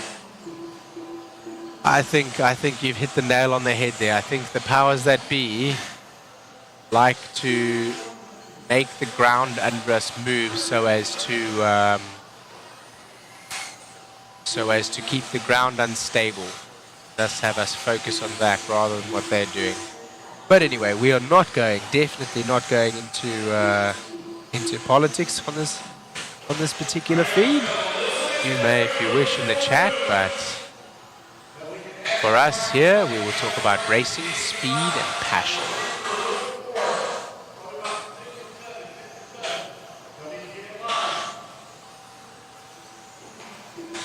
Yeah, I used to be in California, and you would think that California also would not have that big buckarama, but we did, brother. So some states have it, some states don't. Maybe Arizona doesn't have daylight savings times, but like Oregon does, California does, Nevada does. It's like almost everywhere you go, they have it. So like I said, it leads to 2 days of the year where you're confused. One where you are more rested than you should be, and the other where you're more tired than what you should be. And other than that, I don't see any more benefit to it. But yeah, daylight savings time's exciting stuff. Us in the African nations, if they changed the clock like that, people would be so confused. Everyone would come late to work that day. That happens to a lot of people too, right? So we have about 12 minutes left of practice here. Yes, I absolutely agree. I used to live in California, and they do have some of their own concerns. One of the reasons why I moved to North Carolina. I do enjoy it very much here in North Carolina in terms of the differences, but each have their ups and downs.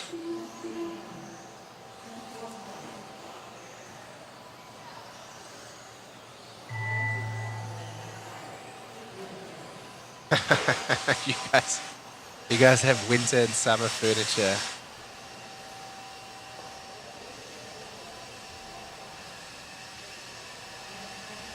Interesting. Arizona is the only place that doesn't observe it. I didn't know that.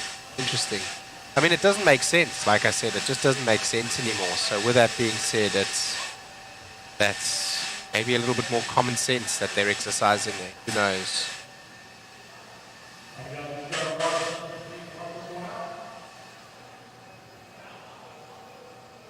Yes, down in South Africa, where 1 of 44 is now, they'll be seeing like probably about 17, maybe about 16 or 17 hours of daylight.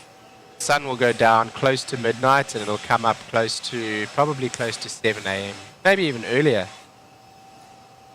depending on where you are, how far north you go, and also what altitude you're at does affect that as well.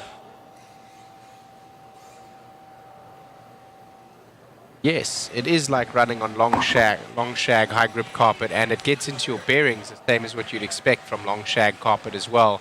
Little strips of the nylon from the turf rip off, and they start wrapping around your axles, and you'll take your wheels off and you'll be like, why do I have spaces in between my wheels and my bearings?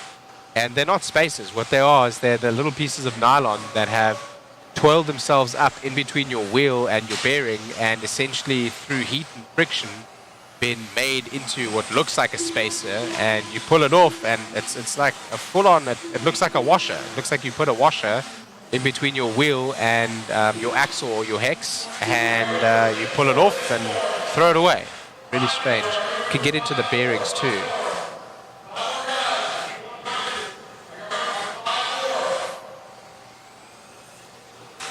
10 minutes remain, so probably this heat and one more, maybe two more after this. Thank you very much to all of you for joining us here today and for being in the chat, for keeping me busy. For those of you that helped me to remember what the ACOMS radio was, I think that was Numbskull there, and thank you for some of the memories from the past there, 1 of 44 for the Speed Models chats, and yeah, thank you to Big Buckarama as well, all the other guys that have been in the chat here today. Thanks for joining us. It's really good to have you guys. Jason Kessinger, we'll see you tomorrow. Chase, we'll see you tomorrow as well. Rory as well, Rory Holler, thank you very much for joining us.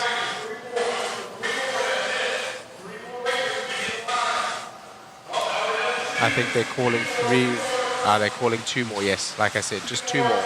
So this one and 2 more. So if you're in the line right now and you're at the back, you probably just want to go and leave and put your car back. Put your battery in storage charge, clean your tires, check all your screws, get ready for tomorrow. 8 a.m. tomorrow, Eastern Standard Time, we will begin. Eastern Standard Time as we are in New Albany here in Indiana at Hoosier RC HobbyPlex live at the Clash of Champions 2024. Let's take a moment to thank our sponsors one last time. Team Associated, ProTech RC, SXT, DRC, TDK, Exalt, TLR, Phantom Racing, Hobbywing, Motif, One Up Racing, DBR, R1 Works, Vision Racing, Factory Tracks Racing, K&K, Mod Live Media, Boom Graphics, and Proline.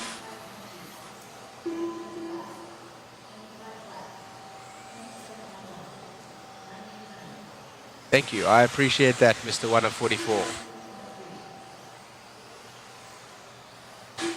It is enjoyable to be here. I'm very proud to be a part of this, and I feel honored to be your announcer. I look forward to yourselves and many more joining us for tomorrow's broadcast as we move into what will be now the second last heats. That was our third last. We move now into the second last.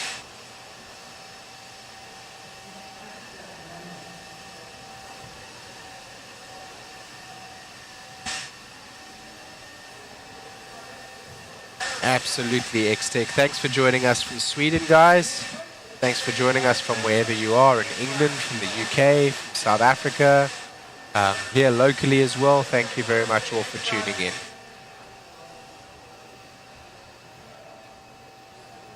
Tomorrow we will have a lot more excitement and a lot more to announce on and a lot more to broadcast towards. But as of today, just a little bit of entertainment and giving you some info on the track as it rubbers in. Let's have a look at that track right in front of me. As I said, I was keeping a little bit of an eye on it. It looks about the same as what I said earlier. We're seeing a larger amount of rubber come in now on about 90% of the track. There are small parts of the track just before or just after jumps or just outside of tight corners that have not got rubber. But about 80 to 90% of the track surface now is very blackened up, starting to get a rubber sheen and very, very, very sticky. So we're starting to see the grip conditions increase, and it will continue to do so tomorrow, bar the last 30 minutes, the first 30 minutes of what we might see tomorrow, which will probably be a little bit colder and also a little bit more moisture has settled into the track. And so those first maybe 3 or 4 practice sessions, maybe 5 practice sessions making up the first 20 to 30 minutes. We're going to have a little bit of slip, a little bit of slide on the surface as we always do. And then from there on in, it should be very, very, very consistent as we go into the seeding practice as well as heats for the day on Friday.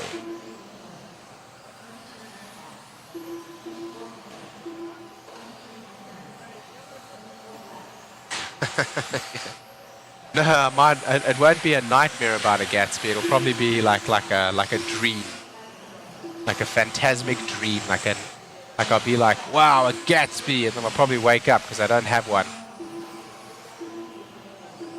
Probably unhealthy to eat the amount of food in the way that I did when I was younger.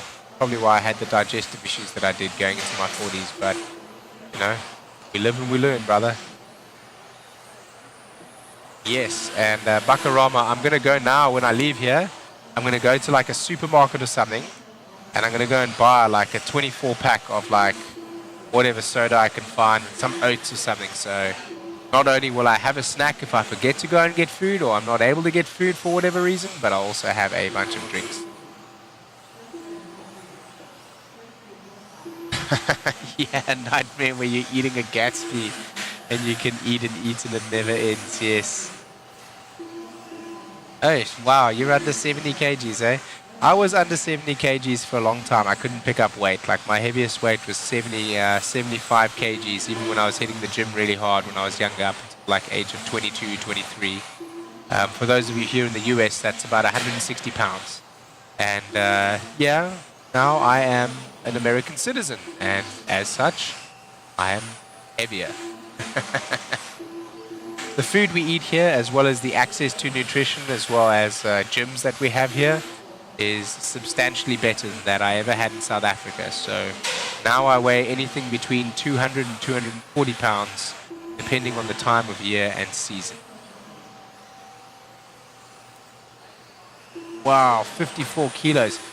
Do you know, a lot of the American soldiers through the 60s and the 70s were not able to make it through the medical requirements for the army because they were too light. They were too lightweight. And that was one of the focuses became protein, nutrition, and high-calorie foods. And that was one of the big changes that was made into the American diet.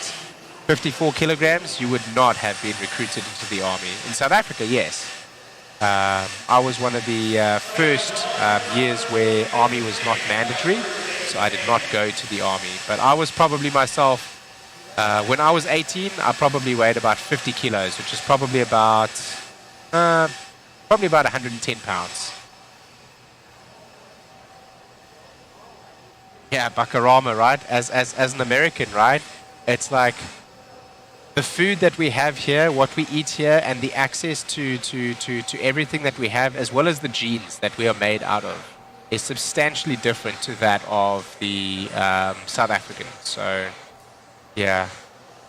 We've got a lot bigger now, actually, and a lot of the South African populace now seems to be taller than ever before, and heavier than ever before, and stronger than ever before. And we have our own issues in terms of our diets and things, very, very, very similar to that of the American diet. But with that being said, in the years, if you were born anywhere between 1940 and probably 1990. The South African was smaller than what they were now. There we go. Yes, Sweden, yeah. So I certainly have in me, I have a lot of, I have Norwegian, Danish, and Swedish genes that come out, which give me a lot of virus resistance and a lot of disease resistance. But it's that Viking blood. So I'm quite big. I'm 6'1", and like I said, I get up to about 240 pounds, about 120 kilos. So very useful for when I play rugby. I found myself a rugby team here in Charlotte. Bakarama, you should come up and say hi tomorrow and let me know that you are Bakarama. That will be nice to see you tomorrow. If you come around, that will be nice. You will be here at the race. That will be nice to see. Looks like we're getting into the very last minute here, guys. This may be the last heat, or there is one more after it. I think this may be the last heat. We will find out in just a minute as these drivers leave the stand. We only have a couple of minutes left on their heat right now. Let me see over here.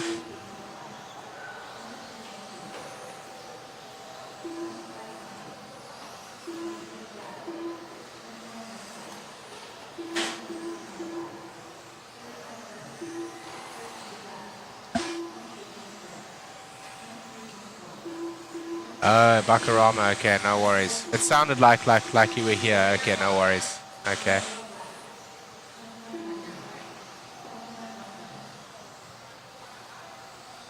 I don't see any other drivers queued up on the other side of the driving stand. I think this might be our last one, but we will find out in just a couple of minutes. Oh, you order food for the guys. Well, that's very nice of you to do that, man. That's very nice of you to do that.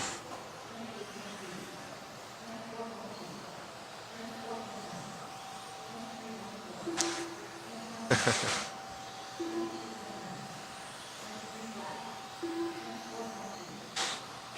want to thank you all, like I said, for joining us here from the live broadcast here at RC HobbyPlex in, Hoosier RC HobbyPlex in New Albany, Indiana, USA.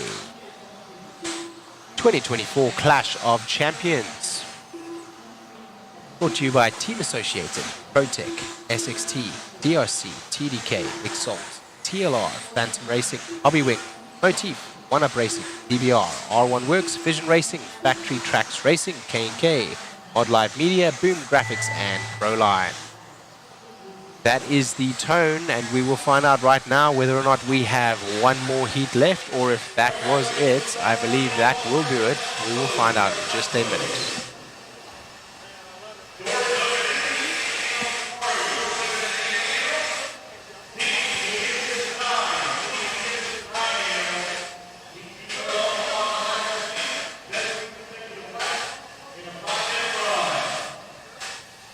Yep, I do not see any other drivers coming up, guys, so that is a wrap. Thank you very much for joining us today. We look very much forward to seeing you tomorrow for seeding practice as well as heats as we move into Saturday, which will be heats and mains, and Sunday, which will be mains. We'll keep you updated as we get locked in more with the race program tomorrow. It will give us more of an idea of what kind of schedule we will be running and where we will be exactly for the timing, for those of you that were asking earlier. And thank you very much to all of you that joined us today. I hope you have a lovely time. Enjoy your evening or your morning, wherever you are. Catch you tomorrow. Peace out and have a good one. See you tomorrow as well, Mr. Bakarama. Goodbye.